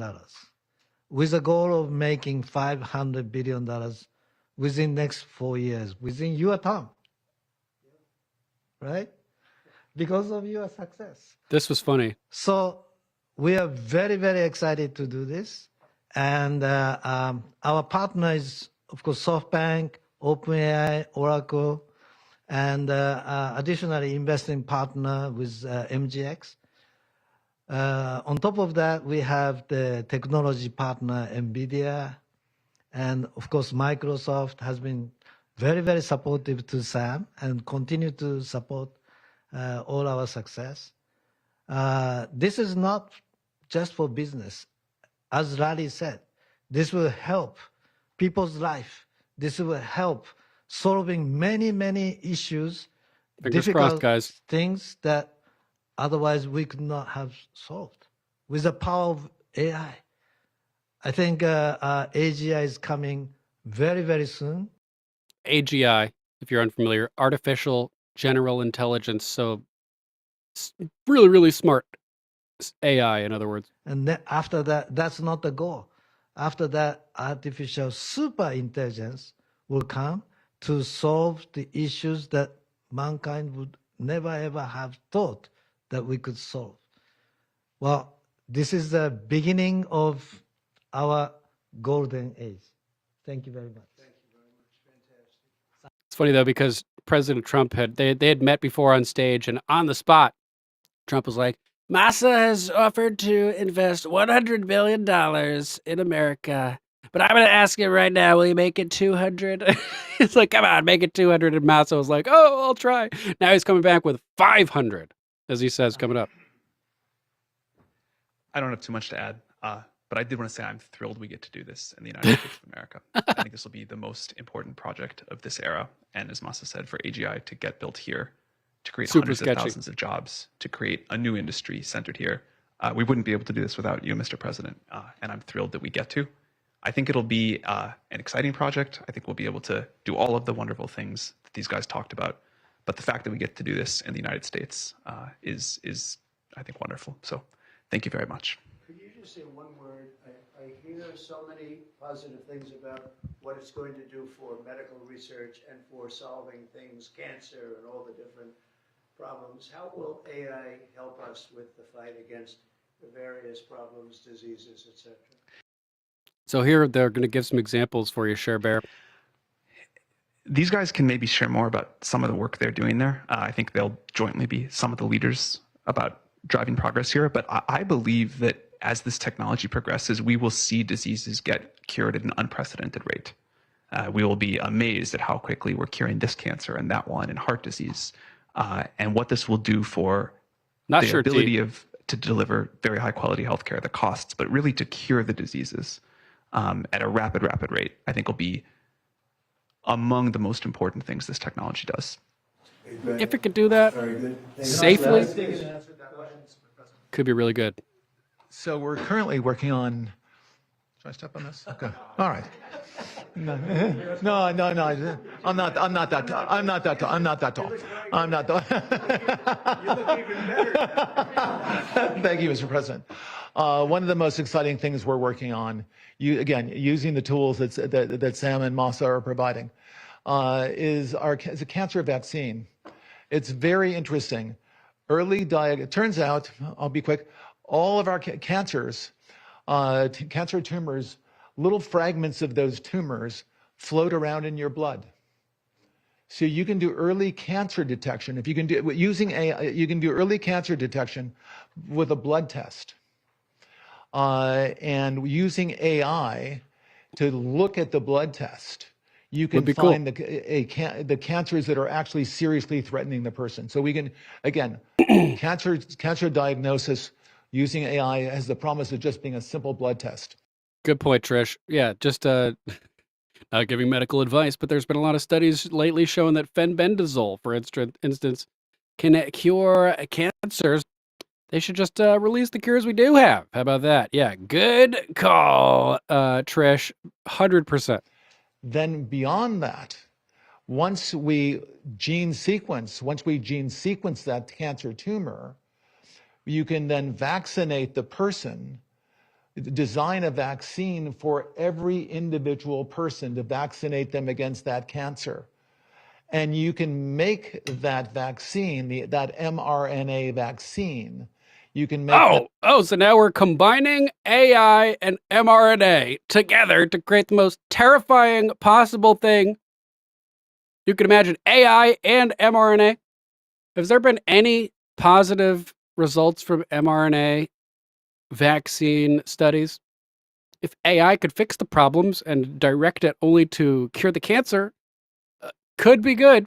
Could be good, but man, my spidey senses are going through the roof with the combination of AI and mRNA together. that robotically, again, using AI in about 48 hours. So imagine early cancer detection, the development of a cancer vaccine for your particular cancer, aimed at you, and have that vaccine available in 48 hours. This is the promise of AI and the promise of the future. Thanks.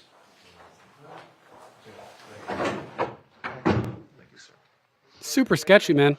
Yeah, just 1 second. We'll finish up. But these are highly respected guys. I was shocked with Larry because I don't even think Larry does this stuff. You did a very good job for a guy that doesn't do it much, right? But he's so respected, and the group, and it's really an honor. But for Larry to be here and do this is very unusual because he doesn't do this stuff. He doesn't need it. He does, and you don't need it, do you? Huh? You don't need it.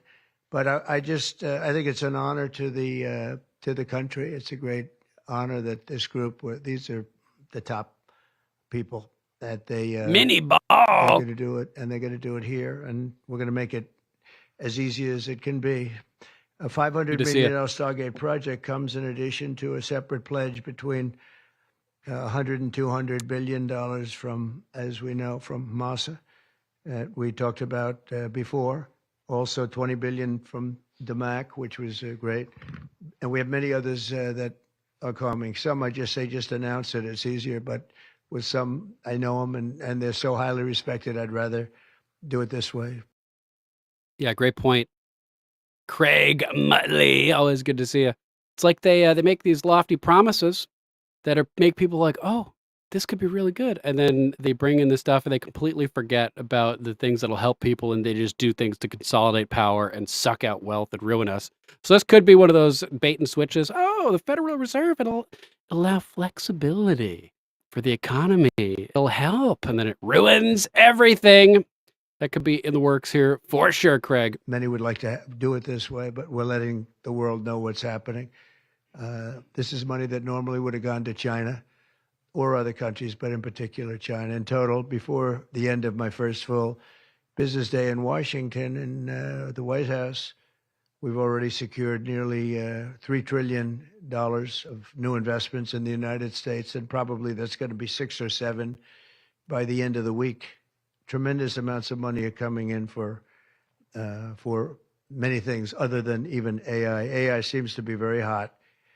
It seems to be the thing that a lot of smart people are looking at very strongly. And our country will be prospering like never before. I think that's true. And it's going to be the golden age of America. As I say, yesterday we had the most ambitious, action-oriented day of any administration in history. No, there's never been a first day like yesterday, as you know.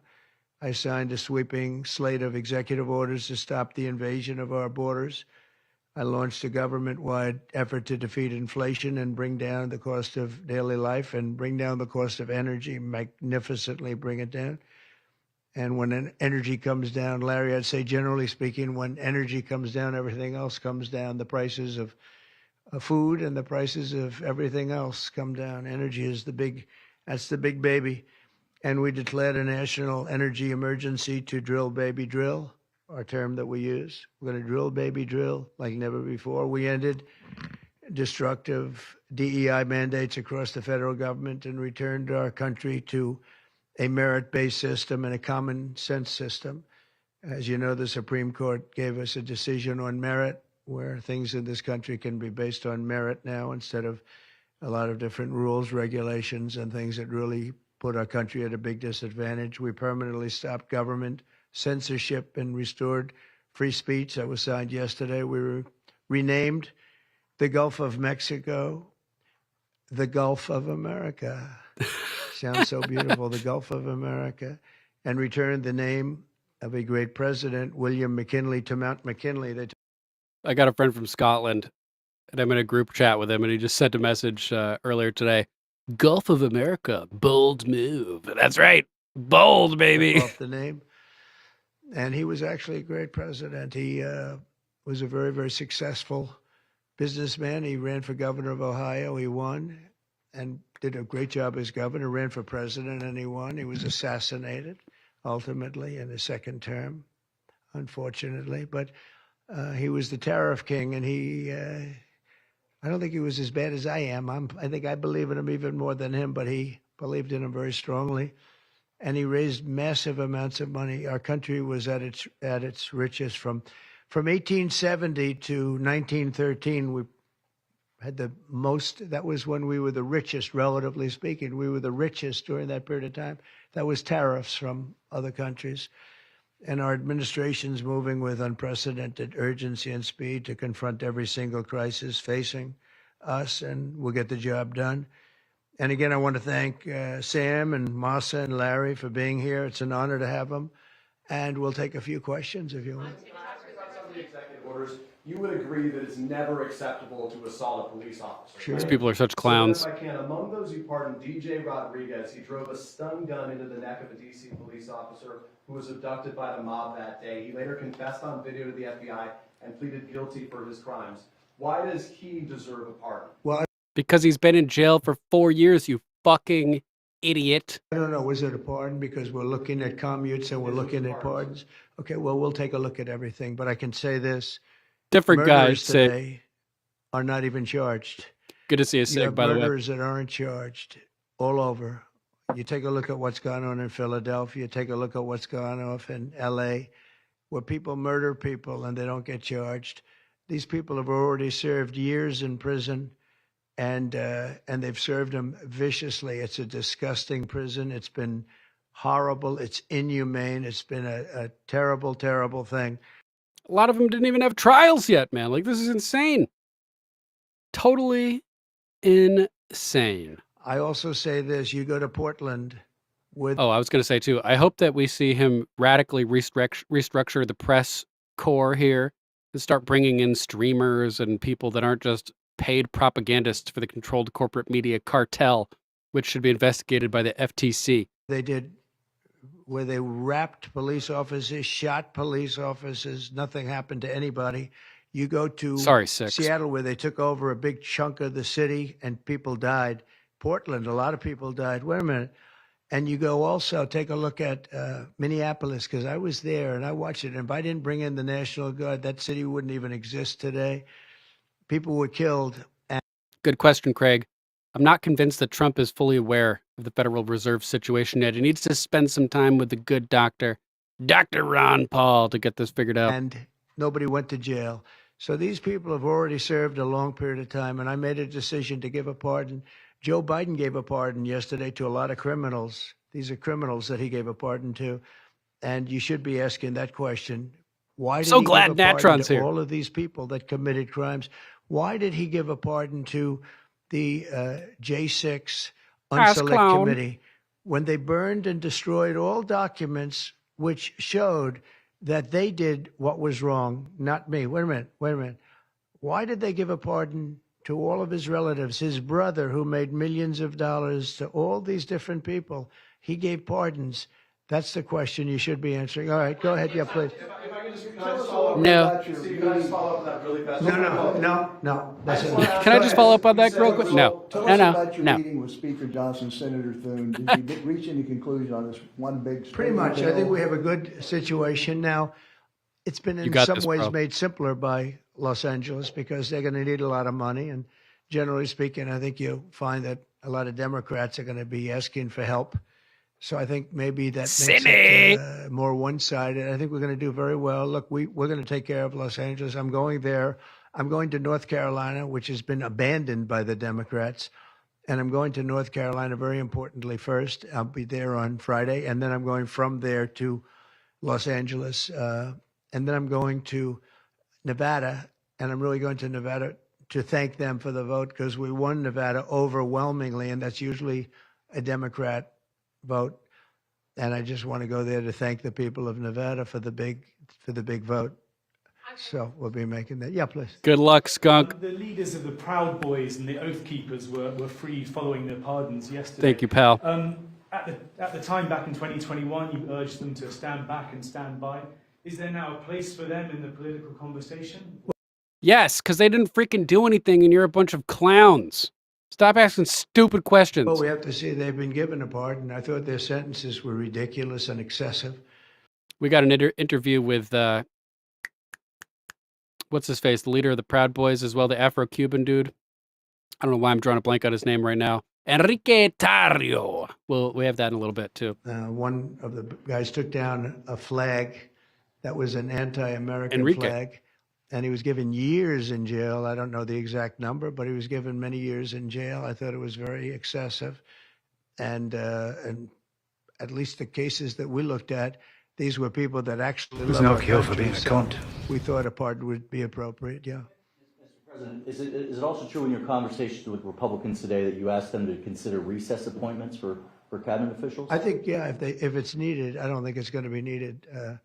Marco, as you know, got passed overwhelmingly with 99-0, which is pretty amazing. Marco's going to do a great job, Secretary of State, but he just got, I guess he was the first one and just got approved.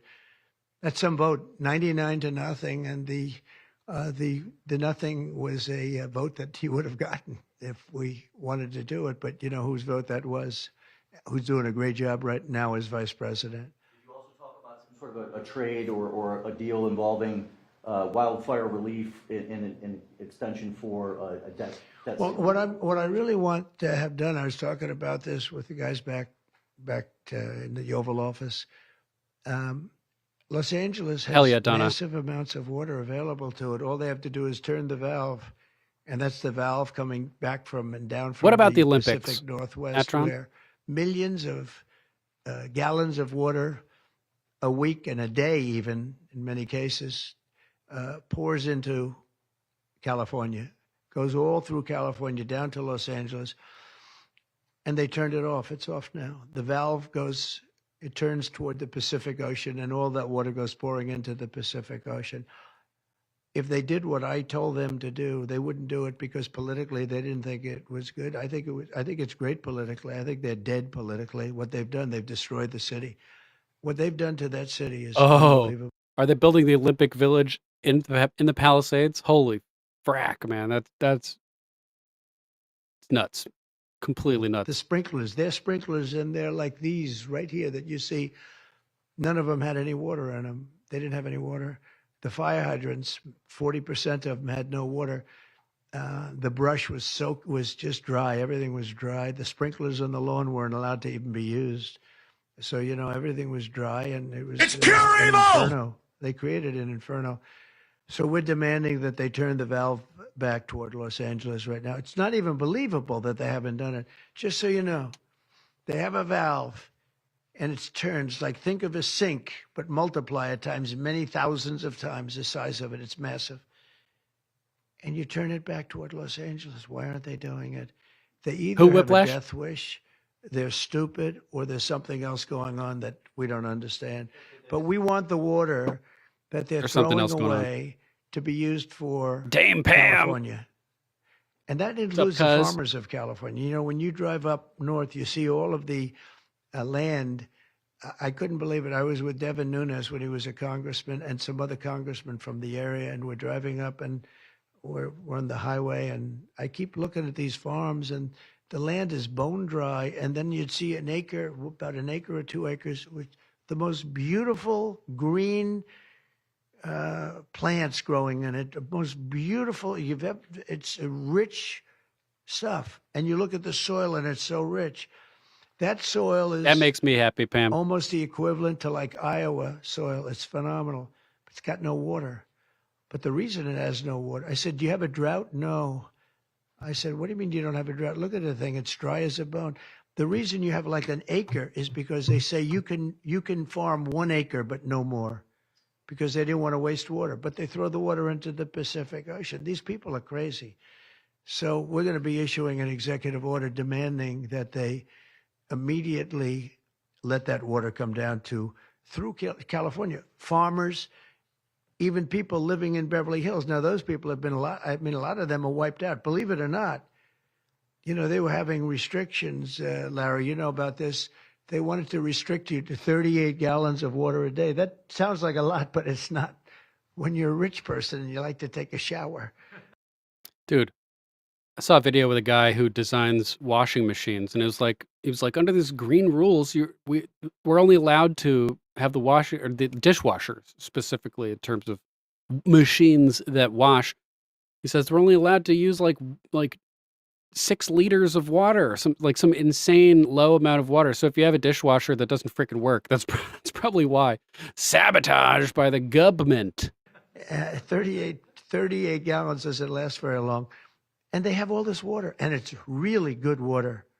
Up high, nice. Pacific It's back Northwest. on. Oak Island is back on, Mini Ball.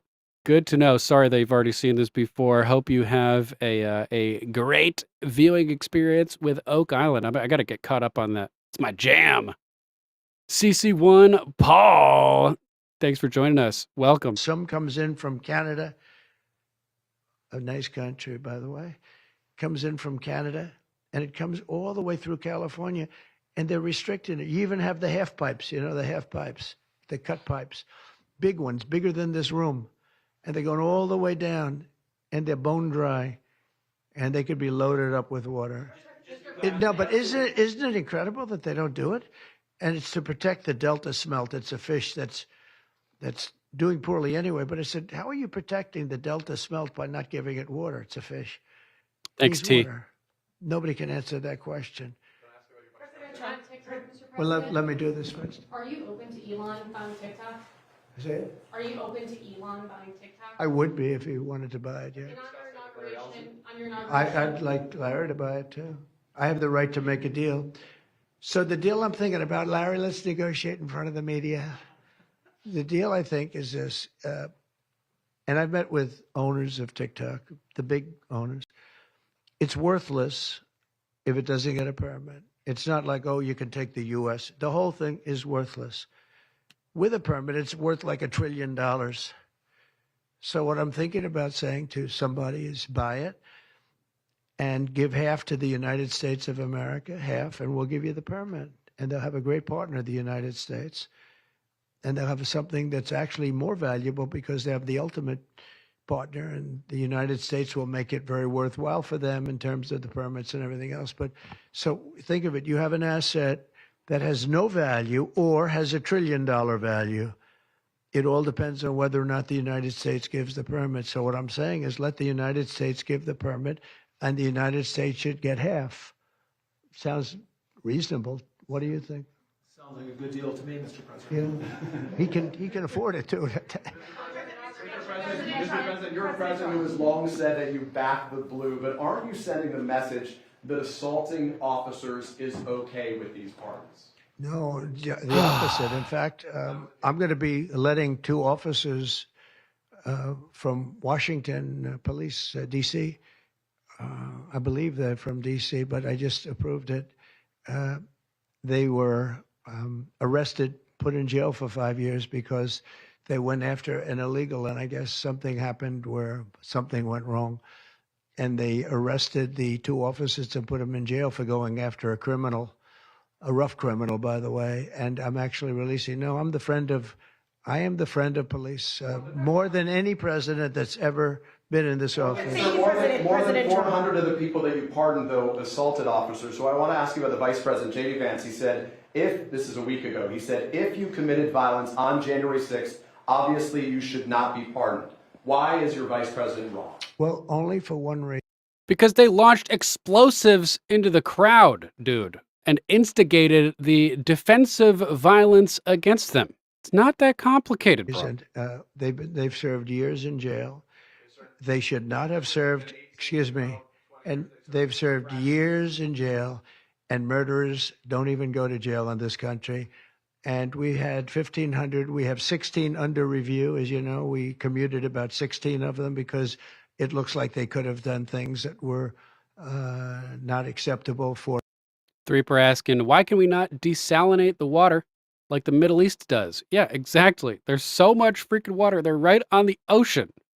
You can't just figure out a way to desalinate water. I mean, it seems like a pretty simple concept. It should be pretty basic. I've talked about that before. We need to be desalinating tons and tons and tons of water. For a full pardon. But these people have served years of jail, and their lives have been ruined. And in many cases, listen. Cybernonymous. Yeah, I'm with you. That's textbook Mussolini's definition of fascism. So there you have that. Trump definitely engaging in potential little bit of fascism here if they're having the government work with these corporations. Listen to me for a second. Stop interrupting. They served years in jail, and if you look at the American public is tired of it. Take a look at the election. Just look at the numbers on the election. We won this election in a landslide because the American public is tired of people like you that are just one-sided. And welcome, Cyberanonymous. In terms of crime, you don't talk about all the people that have been killed and what happens to those murderers. Murderers get no time. You take a look at some of these DAs. They go after political opponents, but they don't go after people that shoot people in the street. Speaking of people getting shot, Trish1 asking, why hasn't the Capitol policeman been arrested for killing Ashley Babbitt? He must pay for what he's done. Well, now he's gotten a pardon from Joe Biden. Trish, he was actually pardoned. Michael Byrd, Lieutenant Michael Byrd, who previously had been gotten in trouble for leaving his service pistol unattended in a public access bathroom in the Capitol, I believe, allegedly. They're caught. They know where they're living. They know everything. They don't even go up to pick them up anymore. They just let them live there. They know all about it. They have their pictures. They have the tape of the shooting, and they don't even go up and you're talking about this. No, we pardoned people that were treated unbelievably poorly. In the history of our country, there's never been anything take place like this. I'm with you, They're Bear. still looking for them. Everybody. We are, though, and we're getting them out of the country. We just started that. We're getting them out of the country, and they're going to be gotten out of the country fast. They came in illegally from jails and from prisons. They killed many people. Some of them killed many people. Yeah, good question, Trish.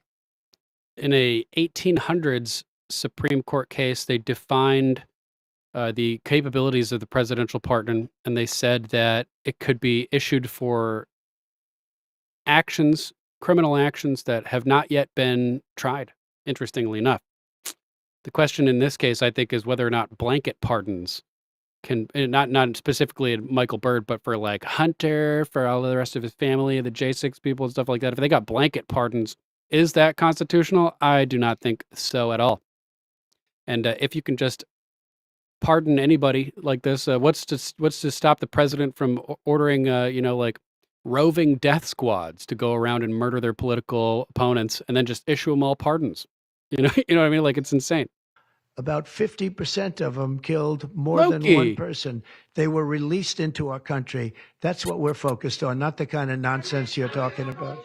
You've called for a ceasefire in Ukraine. If Vladimir Putin doesn't come to the table to negotiate with you, will you put additional sanctions on Russia?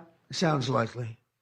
And do you think that the war should be frozen currently along The with war North should have never Ireland? started. If you had a competent president, which you didn't, the war wouldn't have happened. Boom. All right, we'll come back to this in a little bit, possibly. It's kind of long, so we don't want to just spend the whole thing on this, even though it would be fun to cover the entire first press conference. We'll see if we can come back to it in a little bit. Let's jump over to the big controversial Elon Musk topic next. Leftists posting trimmed videos, LMAO. Here's the full video. It was hilarious and awesome watching Elon geek out in excitement yesterday at this rally.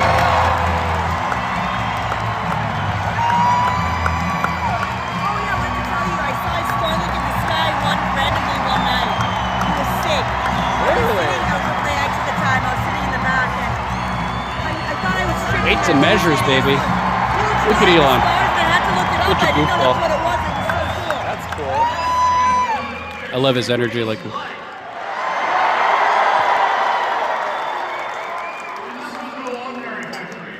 hope so, Dame Pam. You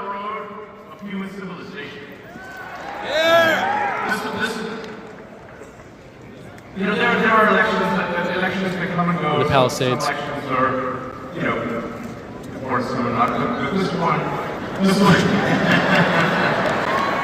one really mattered. And I just want to say thank you for making it happen. Thank you. Oh, careful. Careful with that salute. Yeah. Hilarious. Hilarious. But don't forget about all the demon rats who have done the exact same thing. Here we have Elon. Look at the look on his face, too. What a screenshot. It's so fucking funny, man. So funny. But what about Barry? What about Barry? What about Hillary? What about Kamala? What about Heels Up, man? Nobody cares about any of these. It's only Hitler when people on the right do it. It's only Hitler when people on the right do it. That's apparently their position on this. We got Jones talking about it a little bit here, too. We'll play a couple minutes of This is the top story in the corporate Decepticon dinosaur media. Maybe, back Share to Bear. Trump is Hitler. Trump's Maybe. speech was Hitler-like. Elon Musk did Nazi salute at the parade during. Make sure to check out Crazy Bee Gaming on YouTube. Thanks so much for all your help, Crazy Bee. We love Crazy Bee here. Hope you're having a good week, Bee. In his speech, he was talking about rockets zooming off into space. Superman puts his hands out. Hulk Hogan, does the famous deal. That's a Roman salute. Wait a second. Did we just bust Alex Jones? Elon Musk did Nazi salute at the parade during his speech. He was talking about rockets zooming. Oh my God, we have Alex Jones busted doing the Roman salute as well. Alex Jones, you saw it here. Heiling Hitler, live on the air. Oh no, Jones, next on the cancel list. Bad move, Jones. Zooming off into space. Superman puts his hands out. Hulk Hogan, does the famous deal. That's a Roman salute. Right, Hitler did not invent that. That was from ancient Rome. He did not invent the swastika. It was found in every culture around the ancient world, an ancient symbol of cosmic divinity, representing the four seasons, the four winds, the four cardinal directions, potentially also representing the shape of a spiral galaxy. And it just sucks how one turd of the punch bowl ruins something beautiful for everybody. A Hitler salute is when you say Heil Hitler or Hail Hitler. Somebody's going to clip that and get Alex Jones saying, Heil Hitler! Oh, God, they're going to clip me now, too. I'm busted, guys. Damn it. I've said we're going to defeat the globalists, and some right-wingers go, he's a communist. Well, just because communists raise their fist doesn't mean they're the first to do it. Or people go to temples in India that are 3,000 years old. It's in the news all the time. They go, oh, my God, swastikas, take them down. It's a sun symbol used by the Africans. By tons of people. There are pictures from Renaissance era of Jesus Christ adorned with swastikas, all kinds of shit. Basically, every religion around the world uses the swastika. It's particularly associated with Hinduism, Taoism, and Jainism, but it's found everywhere. And because all these religions, in my opinion, are part of a common ancestry back to the Zoroastrian mystery religions and everything. It's pretty interesting the stuff. Norse and the Indians and the Iranians. So it's ridiculous. Right? They ruined the rainbow. They ruined the unicorns. Martin Luther King would talk about, and out in the future, our children. That's what you say when you talk about, oh, I saw this plane zoom by, man. You see the Blue Angels? And the left will pause me doing this and say, look, Alex Jones is doing it's crap. Or if you go to a UT game and you do this, and people go, oh my God, Alex Jones is, promoting Satan. It's the context. Try better. Dirty tricks. Everyone is Elon Musk in response to Nazi salute debate. Elon Musk seemingly makes Nazi gesture at Trump event. Well, let me show you Democrats. Pocahontas. Hilarious. Barack Obama. Hillary Clinton.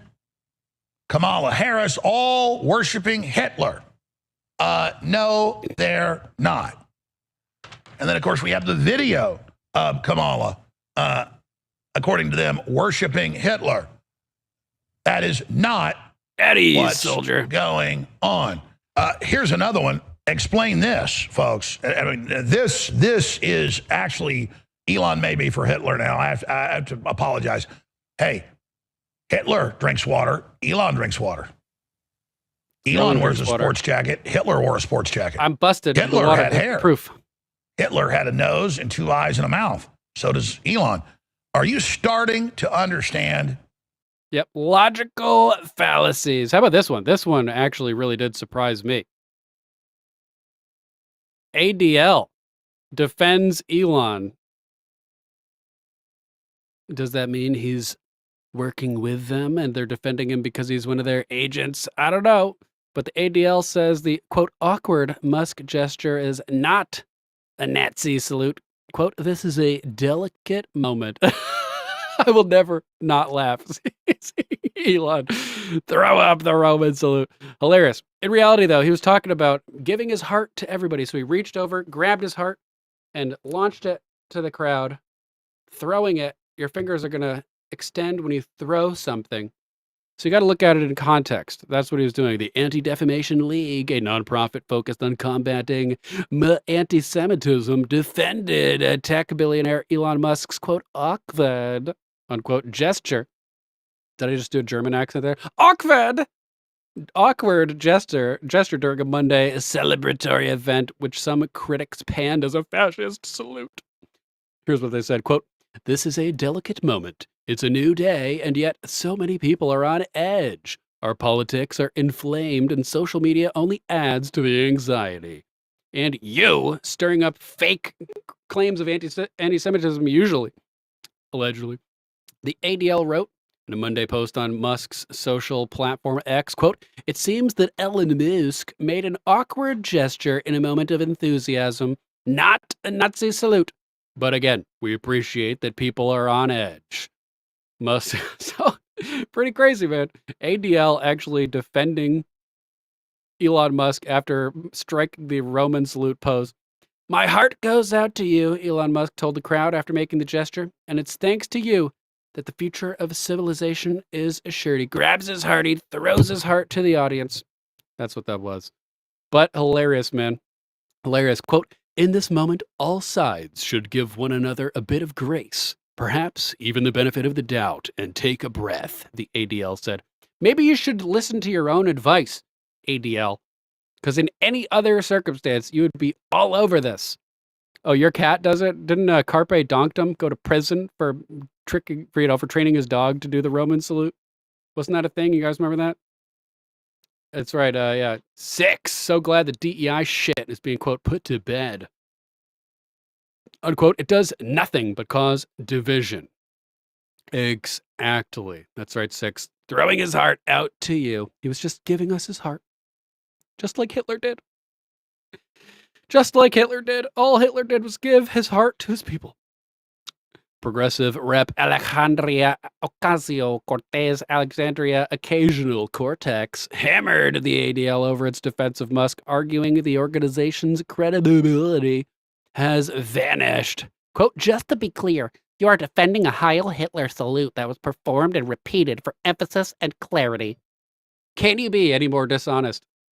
People can officially stop listening to you as any sort of reputable source of information now. You work for them. Thank you for making that crystal clear to all. ADL has at times over the past year clashed with progressives over their criticisms of Israel's handling of the war in Gaza.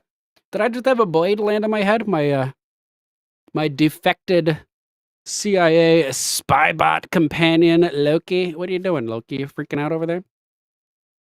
Natron. If Elon gets his hand on the Spear of Destiny, it's over. What's the Spear of Destiny? Sounds familiar. Sounds familiar. Let's see what we got next on the list. We have the full list of presidential actions Trump signed on day one. Withdrawing the United States from the WHO. Application of protecting Americans from foreign adversary-controlled applications to TikTok. Applications Act to TikTok, granting pardons and commutation of sentences for citing offenses relating to the events at or near the United States Capitol on January 6, 2021. Yada, yada, yada, yada. Link will be in the description if you want the full list. Next, let's jump over to Allie Bradley at Allie Bradley TV. Exclusive. New direction for the Border Patrol under President Trump goes out to agents last night, halting the use of NTAs. Court dates while reverting to the previous pursuit and use of force policy. So they canceled all the court dates for the illegals. Send them home. I was going to say, you shouldn't have canceled them. You should have let them show up and then send them home. But the second the first person shows up and they get deported, word will spread. So you might as well just cancel them. No alien will be released from custody on an NTA or otherwise without approval from Deputy Chief B2. Exceptions are generally given for medical reasons. We will no longer refer to aliens as migrants, non-citizens, etc. The legal term is alien, and as law enforcement, we will use the legal term. CPB-1 app has been disabled. Scheduled appointments have been canceled, and no further appointments will be granted. And there was videos of people crying hysterically at the border, and I didn't play those because, they're trying to come into the country illegally. But at least some of these people, they're people. They're people. They just want what's best. So I'm not going to revel in the attempted immigrants' sadness. I'm glad we're sending them back, and it sucks that they're sad, but those are the facts of life. You broke in illegally, or you were trying to. A lot of these people, they were invited by Joe Biden, so they're sad, and it sucks when people are sad. But don't break the law. Don't break the law. Try to enter the country illegally. Don't cut the line. Nothing's worse than a line cutter. So I don't want to play that video because I'm not happy that they're sad, but I'm happy they're going away. We will take a border security first approach. Threats should be prioritized based on risk and addressed in order of priority. In the coming days, the use of force and pursuit policies will revert back to versions in place during President Trump's previous administrations. Discussions are already occurring on training requirements for agents hired and trained after the previous administration's changes. Border barrier will be prioritized. We will anticipate new investments and incomplete projects restarted. Mike Banks, former Border Patrol agent and Texas border czar, has assumed the position of the chief to U.S. Border Patrol. Nice. Nice. Yeah, stop saying migrant. Call them illegal aliens. That's what they are. So this is good. And yesterday we had the Border Patrol agent that was killed in Vermont at a traffic stop. And I think that's going to piss off the Border Patrol. They're going to be ready for that type of shit moving forward. So that was a bad move to whoever killed that border cop agent. You are going to trigger a massive, massive wave of retribution during this whole thing. Common sense. 3% says those same crying people would throw you under the bus if you tried to emigrate to their country. Fucking gringo. Yeah, 100%. And I'm happy to throw them under the bus too. Completely, totally happy. But I don't like watching people cry. Unless it's like shit leftards that are enemies of the Republic. I love it then. I love it, a little bit of a Schadenfreude. Natron, rumor has it, it made it to the U.S. and Patton died in his car on the way to go to it, or died with it, and it was taken. Oh, the spear that killed Jesus. And there's a lot of interesting stuff around the George Patton, the greatest general of all time, his death. The dude was so good at everything that he entered an Olympic competition as a young soldier and won the shooting competition, though he was credited as like second place or something because the judges didn't believe that he hit the same bullet hole multiple times with a shot, but he was so accurate that he had shot the same bullet hole multiple times on the target. Later on, they assessed it, determined that he had actually won the contest, but he was so classy that he didn't complain about it, and he let the other winner keep the award, I believe. Lots of interesting stuff about General Patton. He had a very different take on the events of World War II. Very, very different take, and he apparently was going to go public with that take. And then, boom, car accident. We do have an individual who confessed to using a weapon that fired a bolt, like a piece of hardware, a bolt that shot into the vehicle and broke Patton's neck. And he ended up in the hospital telling his wife, who was visiting, they're going to try to kill me. You got to get me out of here. He was they brought in like medical specialists. He was recovering. He was going to be walking again and everything. He was on the upswing. He said, you got to get me out of here. They're going to kill me. And then he ended up dead. Super, super sketchy. He exposed Eisenhower and the death camps worse than the Holocaust, murdering 1+ million Germans, including innocent citizens, out in camps with no structures, just starving them to death. and sending over 10 million Germans to die in the Soviet gulags. An atrocity equally as bad or worse than the Holocaust, genocide against the German people following World War II. Crazy, crazy stuff. Genocide against anybody is not cool. Period. And he never got held accountable. Eisenhower and the cronies involved with those horrific acts. Only one party got punished for their horrible, horrible stuff. So here's another story. Breaking in final act, Judge Cannon blocks DOJ from sharing Jack Smith's classified docs report with Congress. Good job, Judge Cannon. Judge Aileen Cannon on Tuesday blocked the Justice Department from sharing Jack Smith's classified documents report with Congress. Friday, Judge Cannon, during a hearing, appeared skeptical of Merrick Garland's plan to give Jack Smith's Volume 2 final report on Trump's classified documents case to Congress. We talked about it, I think, on our Monday coverage, that she was considering not releasing it. Now she apparently has indeed declined to release it. Cannon repeatedly asked DOJ lawyers why they needed to show the classified documents report to lawmakers before the case was concluded, breaching typical practice. The judge also asked if the final report was safeguarded from being leaked to the public. Quote, why is there such urgency to disclose this to Congress right now prior to the conclusion of the criminal proceeding, which would seem to be the ordinary course, waiting until the conclusion of the proceeding to release the stuff? The DOJ lawyer argued that releasing a special counsel's final report to Congress is a, quote, historical practice. So, ABC News reported today, Tuesday, the federal judge who oversaw Donald Trump's classified documents case has blocked the Department of Justice from sharing special counsel Jack Smith's final report on his probe with select members of Congress. Judge Aileen Cannon, in an order issued one day after Trump's inauguration, offered a scathing criticism of the Department of Justice's, quote, startling, unquote, conduct and willingness to, quote, gamble, unquote, with the rights of Trump's former co-defendants by attempting to allow 4 members of Congress to review Smith's final report as directed by DOJ policy. As directed by DOJ policy, ABC News says. Fuck you, ABC News. Quote, prosecutors play a special role in our criminal justice system and are entrusted and expected to do justice, Cannon wrote. The Department of Justice's position on defendants' emergency motion has not been faithful to that obligation.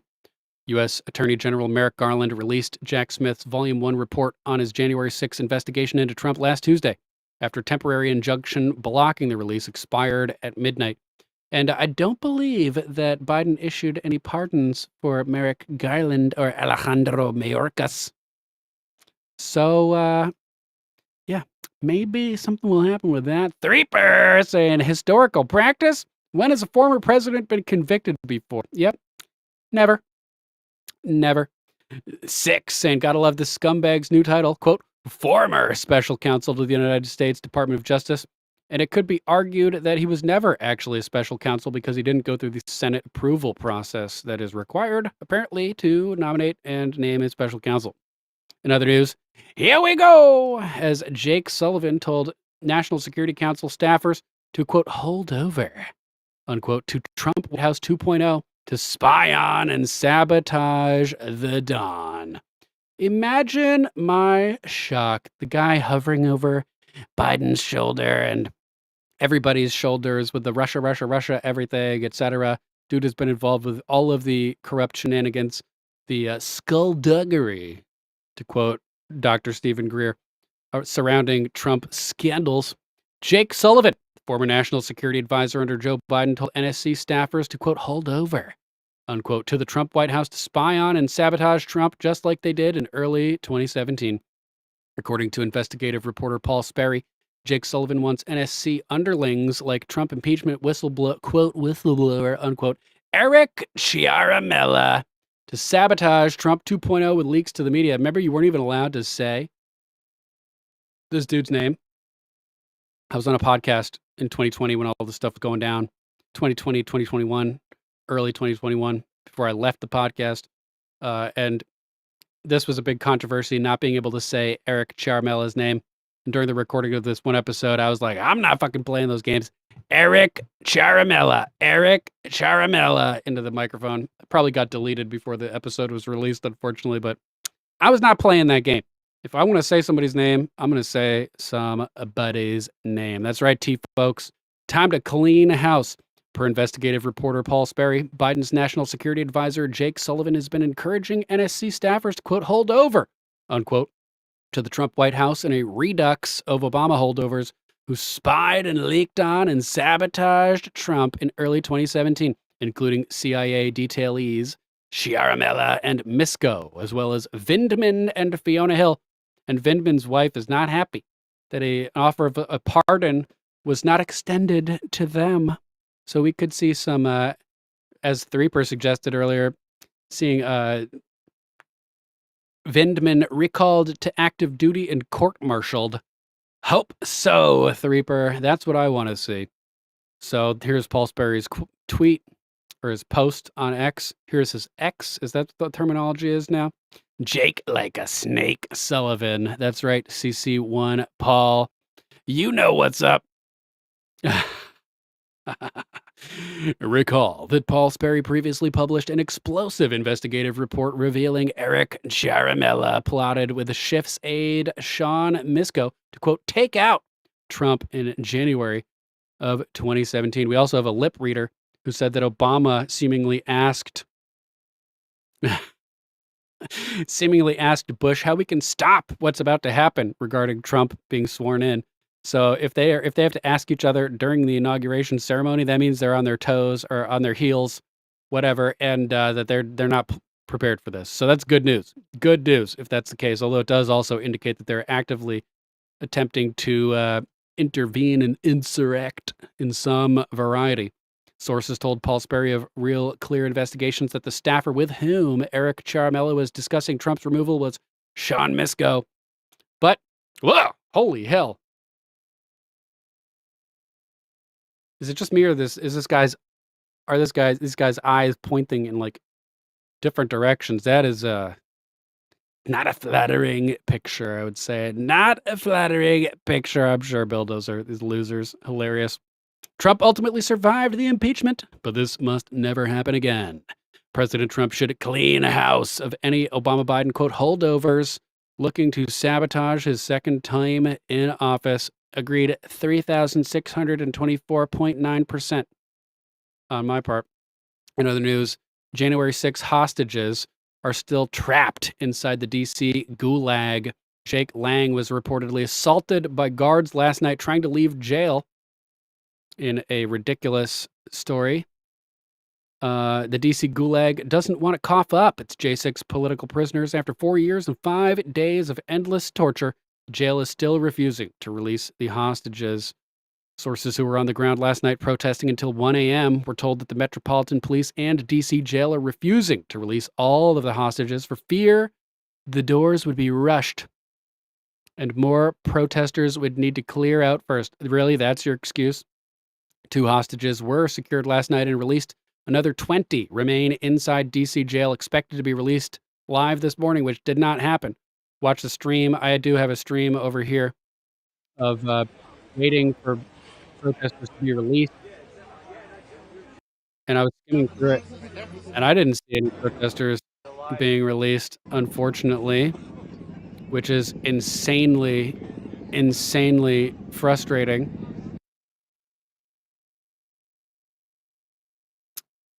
When January 6 political prisoner Jake Lang, who spent 4 years and 5 days incarcerated without a trial, was packed and waiting to be released, he was brutally swarmed and assaulted inside the jail by prison guards, Lieutenant Allen, and his emergency response team. There was one prisoner who was beaten so badly, I think he lost an eye.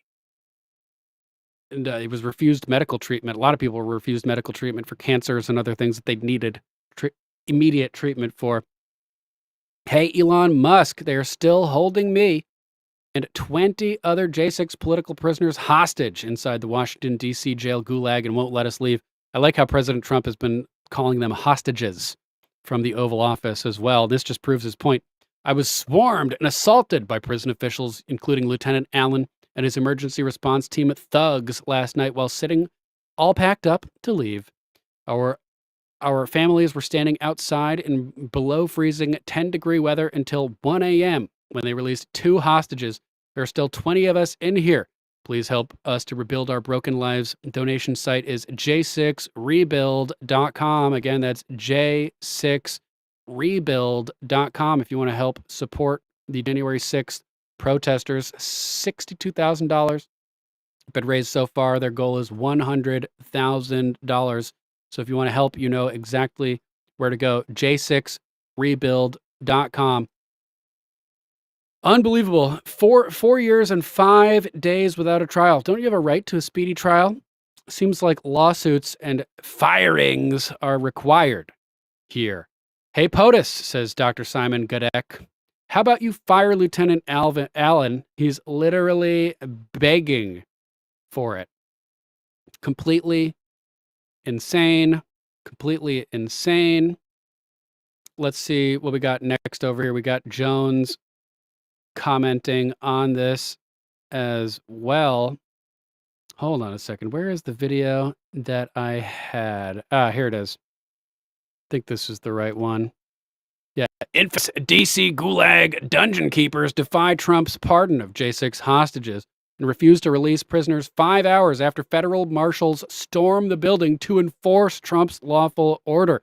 According to reporters on the ground, the DC Gulag administrators are in a bureaucratic standoff with federal marshals. Has this been resolved yet? Anybody know if any of the J6 hostages from the Gulag have been released? The arrogant federal bureaucrats, the federal police that are in control of the famous DC Gulag have been refusing since last night to release 20 J6 political prisoners, hostages of the corrupt Democratic Party war on America. And now, hours and hours ago, Trump sent a bunch of federal marshals in to try to get them out. And now the reporters on the ground are being told, and members of Congress that have investigated are being told, they're claiming red tape because the bureaucrat that's supposed to be there, who has to rubber stamp releasing prisoners, isn't there. Well, you have the head executive, the president, with a televised pardon. You get them, you give them their stuff, and you release them. You let them the fuck go. This is not complicated. He literally signed the pardon on live television as described by Jones there. Real quick, let's go ahead and terminate the YouTube broadcast. If you guys are watching on YouTube, come join us on Rumble and X as we continue forth into the great unknown on Common Censored. If you can't make it, we'll be back tomorrow for our Hump Day edition of Common Censored. Until then,